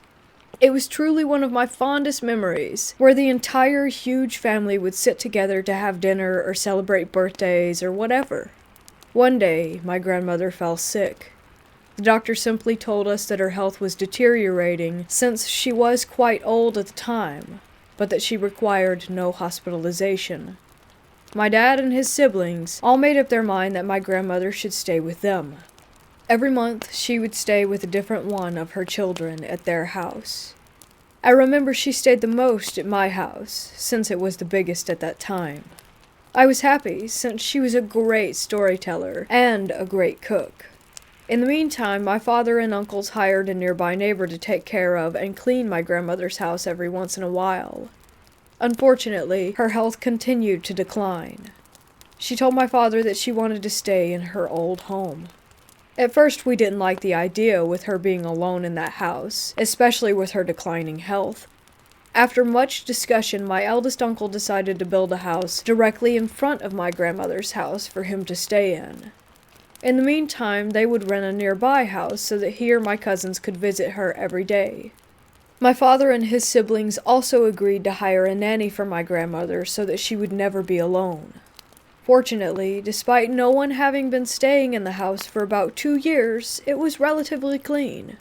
It had been almost a week since my grandmother returned to her own home. The weekend was coming, and my father decided to bring back the tradition of staying at my grandmother's. That Friday night, around 2 of us were there, and that night strange things began to happen. The first to notice that something was off were my cousins. They were all the daughters of Dad's youngest sibling. They were always cheerful, but at that time I remember their faces almost always looking terrified. I chalked it up to them just being kids, which was ironic since I was only around 10 myself at that time. Then, as I walked past their bedroom, I heard through the thin wall that the girls complained to their parents that they had noticed a few shadowy figures, which had been all over the house. My uncle tried to convince them that it was just their imagination. I decided not to care much. I was too tired and sleepy. That night, while I was sleeping, I remember waking up and staring above and seeing something terrifying. Just so you know, a traditional Malay house rarely has a ceiling. The house beam was exposed, and you can see the inside layer of the roof. During my sudden awakening, I saw something like a shadow sitting on the house beam. I had to rub my eyes to see, and after a while I began to make out what it was. It was some sort of creature or something. Am I still dreaming? I thought to myself. I was utterly terrified. I could see the creature, but it was like my brain failed to see exactly how it looked. Sometimes it would look like a lion, then a crocodile, then a huge bird or some other kind of animal. And then it looked at me. All I could remember was its huge red eyes and a wide grin filled with fangs. I tried to scream, but my voice stuck in my throat, and my body felt stiff, as if I were paralyzed. All I could do was slowly pull up the blanket and hide my body underneath it, and force myself to go back to sleep, hoping that it was a nightmare. The next day, as I sat alone at the stairs, trying to get rid of the memories of what happened, from the corner of my eyes I could sense that someone or something had been peeking out from the toilet area looking at the living room. It appeared to be a child, or was the size of a child, with pale, gray skin. Another time I was sitting in a chair in the living room. At first I thought it was just my imagination, but it happened throughout the day and the night. That same child. Then I heard my aunts talking with each other. It turns out that I wasn't the only one who had noticed it. The entire family had seen it too.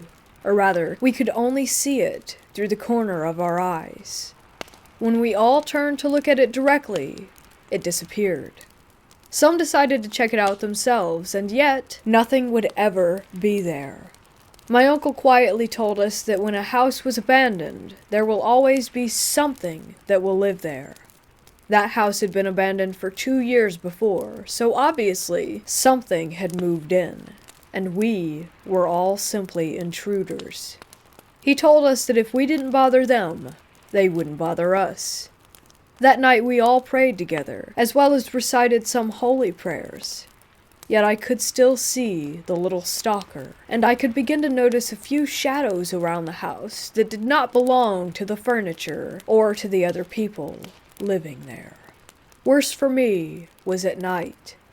I woke up again, and this time the thing was already grinning at me with what I assumed a hand or finger poking at my cheek. It didn't feel solid at all. It felt more like a cloud of smoke. Again, I tried to scream, but my body felt stiff. Like before, I could only slowly pull my blanket to cover my head and force myself back to sleep. I never dare to sleep at that house ever again. Anytime we ever went back to my grandmother's house, during either weekends or holidays, I simply stayed at my uncle's house that was right in front of it. Yet every time I entered there, I could still sense the small figure poking its head out from the bathroom wall and the shadows that would be moving around. My grandmother passed away around 8 years ago, and since then we never have had reason to stay at that house. Now, the house was downsized while I was at university, yet it still has the original layout of the lower area. They only actually got rid of the upper area. I asked my father why not simply demolish the entire building. He then told me that even getting rid of the upper area was difficult. Workers were pushed by nothing, and electronics and engines would always malfunction. In the end, they decided not to touch the bottom area and just continue to use it as storage.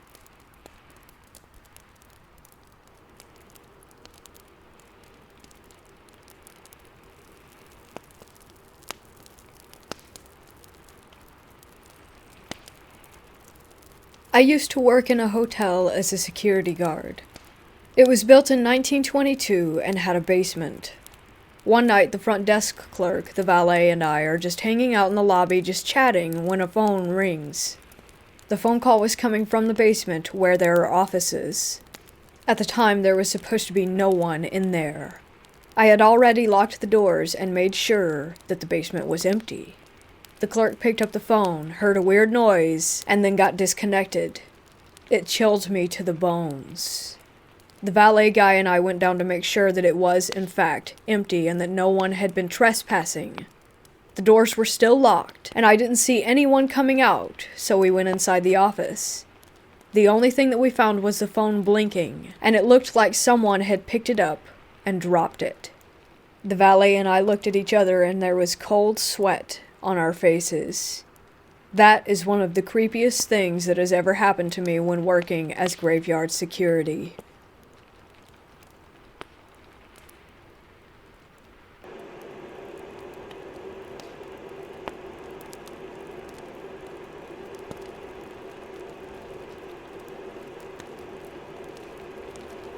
My girlfriend and I often get bored with our hometown, so we travel our state a lot exploring abandoned places. Some of these places are also deemed to be haunted. I'm browsing on my computer one day, and I find this prison located about 3 hours away from us. We decide to drive out there on the upcoming 4th of July because we figured that no one would be there for the holiday. This prison was very large, with 10 or so buildings ranging from cell blocks to indoor workout areas. All of these buildings were surrounded by guard towers and fencing that was impossible to enter without breaking the chain links. We parked behind these trees in the front parking lot and walked up to the main building entrance used for prisoner intake. Lucky for us, the front door was simply opened, and we could have just walked right in. We passed through that building, and here we are now inside the prison itself. It's a very large, open space with sidewalks and courtyards connecting the buildings. However, there were little things that seemed off about the whole place. Dead crows that lined the sidewalks were the most noticeable. It was like they flew over the prison and just fell out of the sky. Even the graffiti was made up of weird symbols that we didn't understand. We passed all that a little on edge now, and as we walked, I saw letters on the buildings. A, B, C were regular cell blocks. When we passed B, I thought to myself that we should check it out because B is the first letter of my name. Odd thought to have, but I went with it. The cell blocks formed the shape of a T, and in the middle of the T was a guard station with a ladder leading them to the second floor if they needed to go up there without having to interact with the inmates. This upstairs area connected to a hallway that led to a boiler room and a door with stairs leading down the side of the building. I walked up those stairs and past the boiler room, but I stopped dead in my tracks when I got to this hallway. I shined my phone flashlight into the hallway, and even though it was daytime outside, my light only went 1 inch into this area. I felt myself shiver even though I live in the South and it's 90 degrees outside. I ask out loud if anyone is here with us to make yourself known. I'm sure this was a mistake, but I didn't mean it negatively. I just felt compelled to say it. From this pitch-black darkness, I hear a noise that sounded like something scurrying away, such as a small animal. I figure that's all it was that made me nervous, when all of a sudden I hear footsteps full-on sprinting directly at me. It sounded like whatever it was had massive feet and could run unnaturally fast. I ran out of the building and down the stairs with my girlfriend right in front of me. We both looked at each other and determined that whatever it was did not want us here. We ended up walking around just a little bit more to other parts of the property, but we felt watched the entire time. As we departed through the front door, we felt better, almost as if we were being released from an unpleasant fog of energy. We had sage in the car and burned some, which also helped us feel better.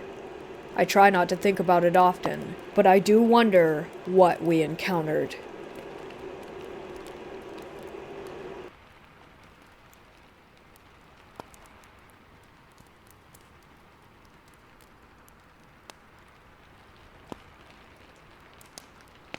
I remember around 12 years ago, when I was around 11 or 12, I stayed over at my grandmother's a lot to keep her company after my grandfather passed away. I was lying in bed one night. I had just turned the TV off to go to sleep when I heard a creaking sound outside the door, but I just thought it was Grandma going to the bathroom since she had to walk past my room to get there. Then, I heard the handle being pulled down, and again I just thought it was my grandma, maybe just coming in to say goodnight before bed. As I looked toward the door, I saw a large, white hand grip the edge of the door, and instantly I knew it wasn't her. I was too terrified to say or do anything, so I just kept watching as the door slowly opened. Because of the window at the top of the stairs outside the room, there was just enough light from the streetlights outside coming through to see what it was. It was a tall, slightly transparent figure. It just stood in the doorway for what could have been seconds or minutes, or who really knows how long. I couldn't look away, and I refused to shut my eyes, even to blink, but of course, I had to eventually, and once I blinked, the figure was gone, with only the open door as proof that it wasn't my imagination. To this day, I still don't know what it was. I told my friends before, and they said it could have been my grandfather's ghost, but it was way too tall and skeletal looking to be my grandfather in my opinion, and I felt a deep, sinister feeling from it that couldn't be further from the warm, loving person that my grandfather had been. I've had a few odd experiences with things before that I could chalk up to imagination or overreacting, but as they say, you have to see it to believe it. And after that day, I certainly believe. Ever since, it's had me wondering what else could be out there.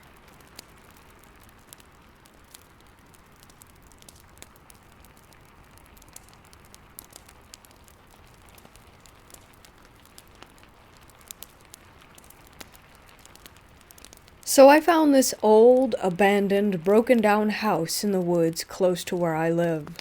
I've only lived here about a year. I was alone walking around it, trying to see if I could have a peek inside. While I was walking around and whatnot, I felt a bit scared, but I pressed on.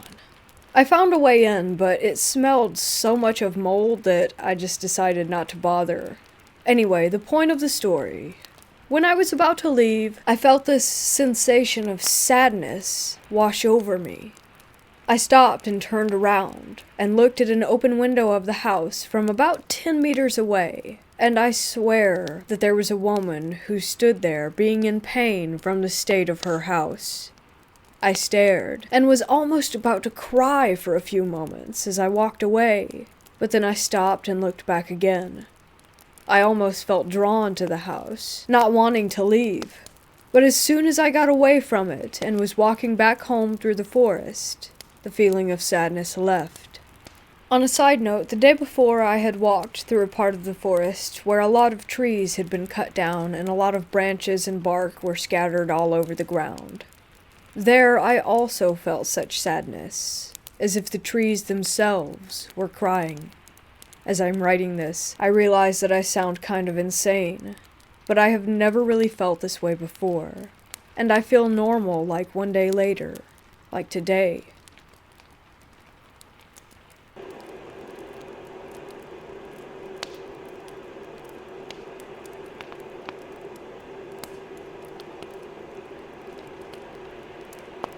My family lives near a very large conference center in northeast Georgia. Due to COVID-19, the conference center has been shuttered and abandoned since May. This is a sprawling property with over 900 acres of forest, lake, and wilderness with a few large hotels and a dining room, auditorium, etc. It's been around for about 50 to 60 years, although my family has only been in the area since the 90s. My girlfriend and I decided to explore the property, since it's been abandoned for months now. The entrance is very securely gated. There's no way to get past the front gates without a bulldozer, so we walked through the woods, leaving the car at the top. We walked through the parking lots to make sure that no one else was there. The location is very remote, so it would be extremely unlikely that anyone would visit on foot, especially in the middle of the night on Thanksgiving. We got access through an upper exterior door, and we started poking around the main hotel. It was completely abandoned, but left in good condition. It was spooky, as the only lighting came from the red glow of the emergency exit signs. We looked in many of the other rooms, and everything seemed neat and orderly, like guests could check in at any moment. We reached the main lobby, and then we both heard it, and froze.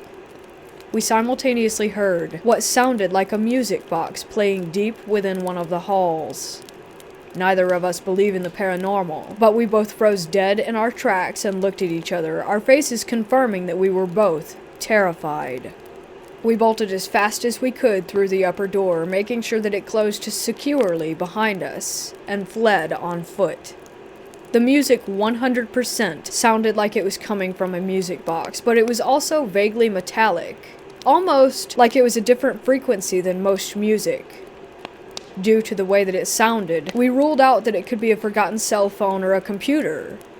This was not any type of alert or notification made by an electronic device.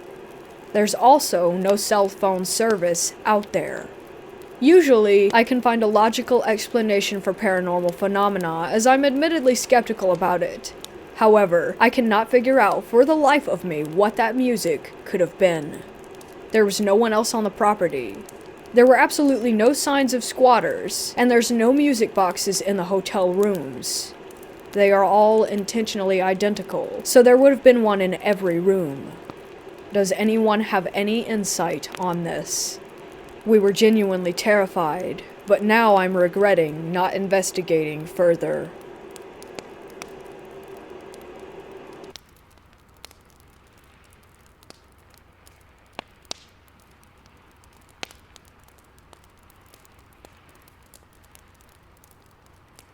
So about 15 years ago, I was living with my ex-girlfriend, my sister, and her husband in an old house not far from town. Within the first few weeks of living there, strange things were happening regularly. Lights going out randomly, noises upstairs. At one point, one of the windows at the back of the house was cut, like someone had went in with glass cutters trying to break in, but gave up on it and left. Creepy stuff like that. That was bad enough, but things got pretty severe as time went on. One week in particular was truly insane. The first thing that happened that week was on a Tuesday night. Everyone was working, and I was home alone watching TV when I noticed that our cat was acting really weird, backed into a corner, and arched up as though she was scared. When I went to get up, the electricity went out in the house, and it was pitch black inside.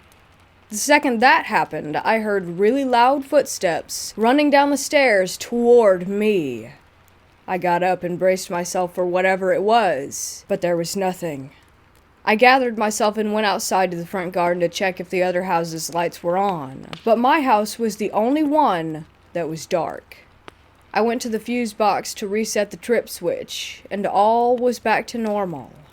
A few days later, I think it was a Tuesday, we were all sitting in the living room watching a movie and eating a pizza. The lights were on, there was a good atmosphere in the house, when out of nowhere, a massive bang happened upstairs.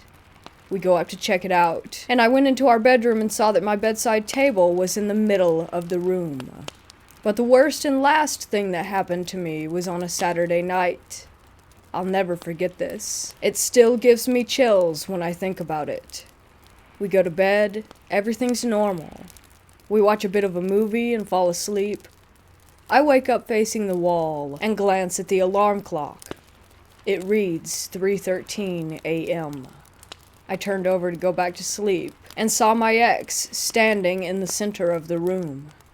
Confused, I begin to sit up and ask her what's wrong. But as I start to sit up, I realize my ex is asleep in bed next to me. A surge of fear runs through my core, and I'm frozen to the spot. My eyes adjust, and I just barely make out the figure.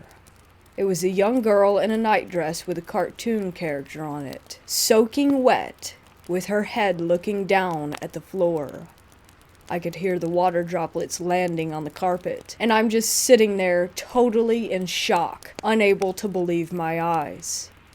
After a couple of seconds, her apparition melted away and faded out of sight.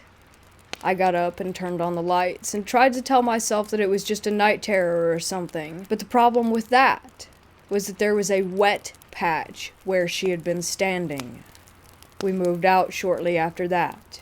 But I can still picture her to this day. Creepiest thing I've ever experienced.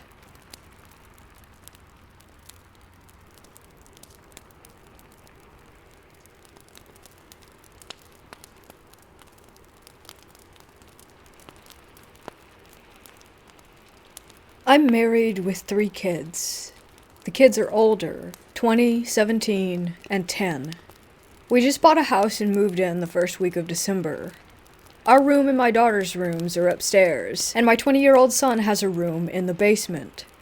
There's a storage room across from his room, then a big area with a fireplace where I have my gaming console, TV, and chair set up. Anyhow, on Christmas Day, the wife and kids were getting ready to go to her dad's house. I wasn't going because me and her dad didn't get along. I fire up the PlayStation in the basement and put on my headset.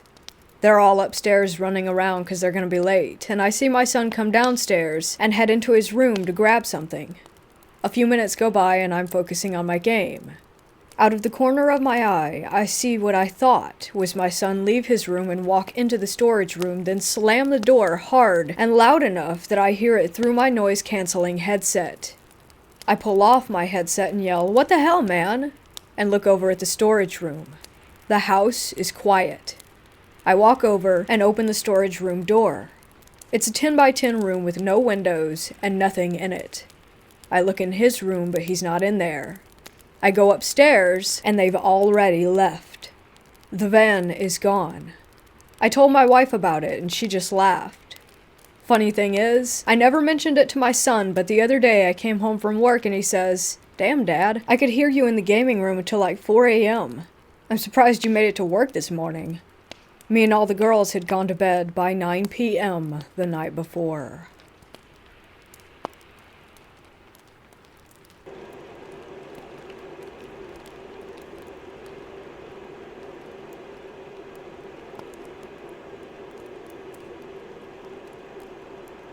Not very far from my home, there is an abandoned place, which is my hideout. I honestly don't know what was in the place before it became abandoned. The place is a rather small, probably like 40 by 20 meter fenced off, overgrown field with just one building. I can't tell what the building is either. It's a really small, house-like place with no windows and one locked door. The field itself has a small, short sidewalk that has been taken over by nature. There's also a small hill in the field. You can tell that the place hasn't been visited for a really long time, because the grass in there is quite overgrown, and the house, fence, and path all have plants growing all over the place.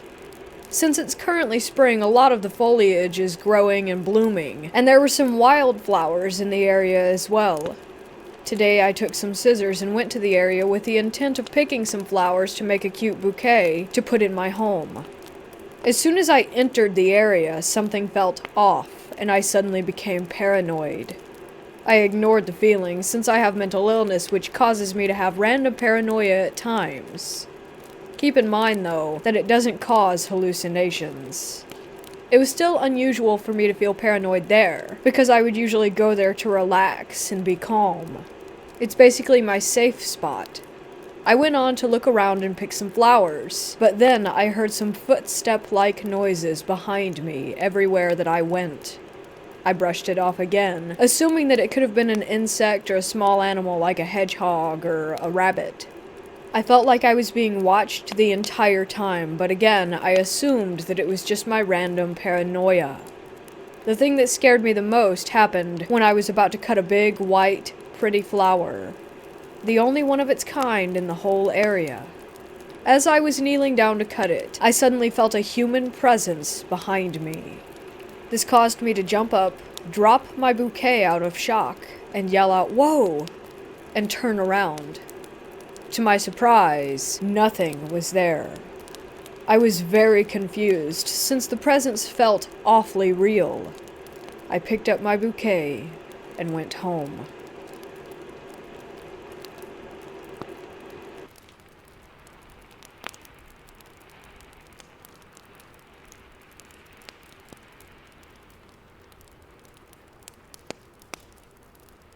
My brother and I were staying out at night at our grandparents' house, and now for context, her house is in the middle of the ghetto in Golf Manor. Anyway, me and my brother were watching TV and my grandma was at the store, and then suddenly my brother says, "Want to go into the basement?"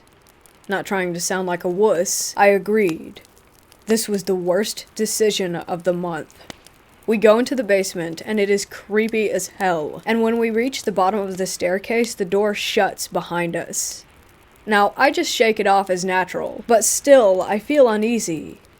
We go into the garage because her garage is in the basement, so we start going through. We find a rusty pipe and a motorcycle handlebar and some faint writing on the wall. We obviously find other things like a lawnmower and lawn stuff too. But then, we heard a loud bang, like the sound of a metal door slamming. It was the laundry room door. We almost crapped our pants, and we ran back upstairs, scared as hell. Later that night, we started to fall asleep. Grandma was already asleep.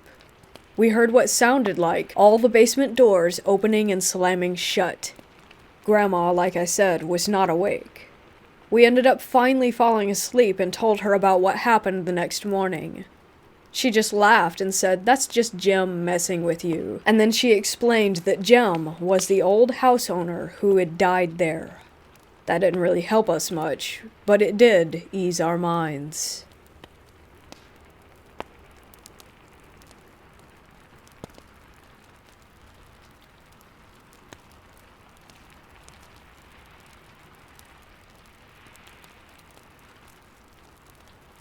Me and some friends went to an abandoned mental asylum at night, not really expecting much.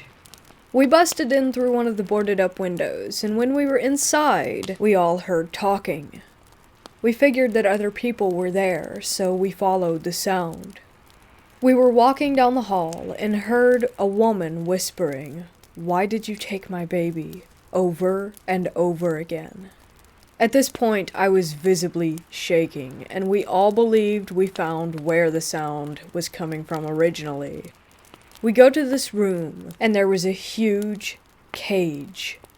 It looked like one of those pet carriers, only human-sized. I don't know what actually happened that night. I don't really believe that dead people were talking in there, but the sheer creepiness of it all was just too much.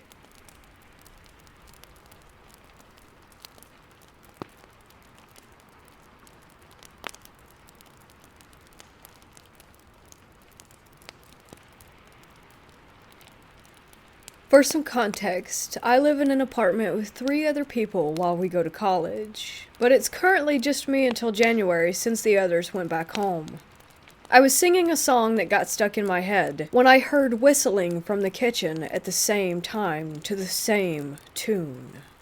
I thought one of the other roommates may have come back early, so I shouted out to them, but didn't get a response.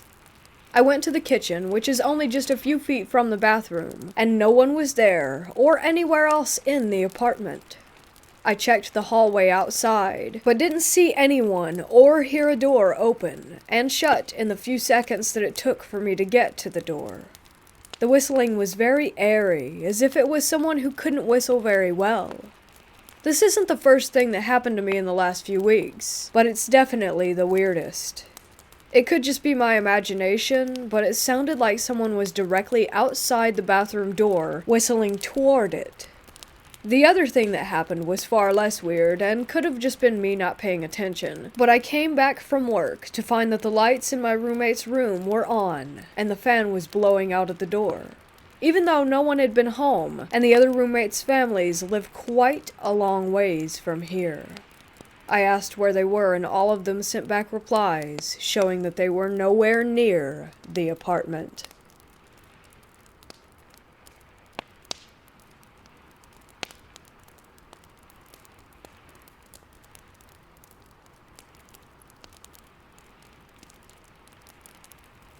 Ever since we moved to our new house, I hear someone playing in my son's room when he's outside.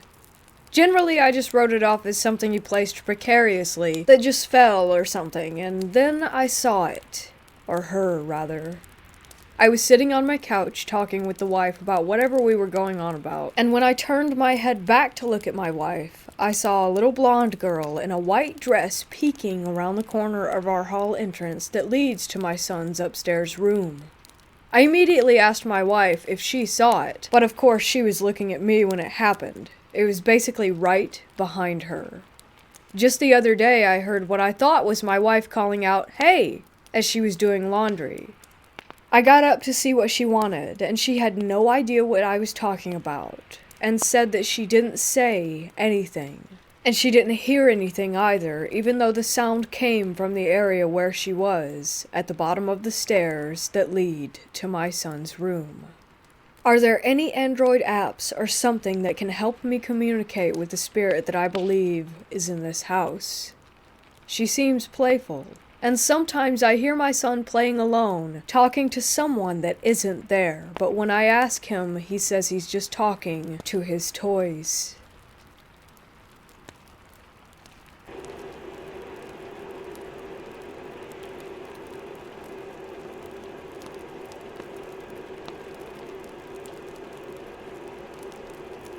When I was 13 or 14, I was staying in a hostel in Ireland. This hostel was directly next to, supposedly, one of the most haunted places in Ireland, an abandoned mansion. In fact, the hostel was built from the bricks of the mansion. There was a story that a widow cursed someone in there, and when they died, they remained. After hearing this, being a young and dumb kid, I decided to taunt the ghost. Big mistake. Nothing happened after I taunted the ghost, until I went to bed. That night, in the very right side of my bed, I heard light breathing. I paid it no mind because I've had experiences before, and breathing was not a huge alarm for me. I eventually fell asleep, and then I got a phone call on my phone at 3 to 5 a.m. Likely family from back home in the US. I didn't answer the call, and I tried to go back to sleep. But there was a problem.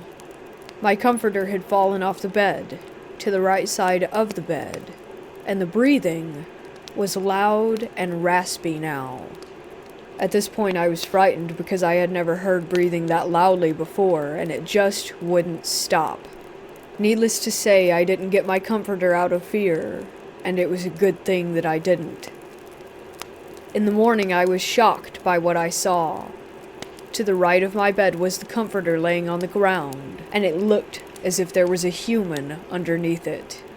I could make out the arms, legs, and head. To this day, I genuinely believe that if I had reached for my comforter, something would have reached back.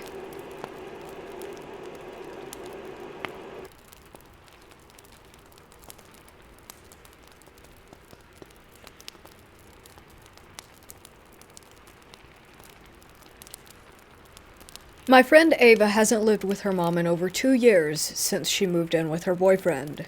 But recently, I went back to her mom's house with her to grab some plants that she had propagated and have lunch. It was a normal day, and I had been in the house many times before, so it wasn't any different. The visit was short, but when they went upstairs to discuss what they should do with her old room, I was left to my own devices on the first floor. The basement didn't have a door to the downstairs, and the dining room was adjacent to it. So naturally, I decided to look down the stairs since it always gave me a spook. I'm not really a huge fan of the paranormal, and I never really had a cut and dry experience. I also never quote-unquote pick up on vibes either, but I hated the vibe of her mom's place, especially the basement. When I went to the stairs, I looked down them and saw a weird, humanoid figure in the darkness staring back at me. My entire body felt fuzzy, and I couldn't move until I heard Ava and her mom coming back down the stairs, and I hightailed it away from there. Not really sure what it was, but Ava has always said that the house was haunted, and that she avoids the basement like the plague.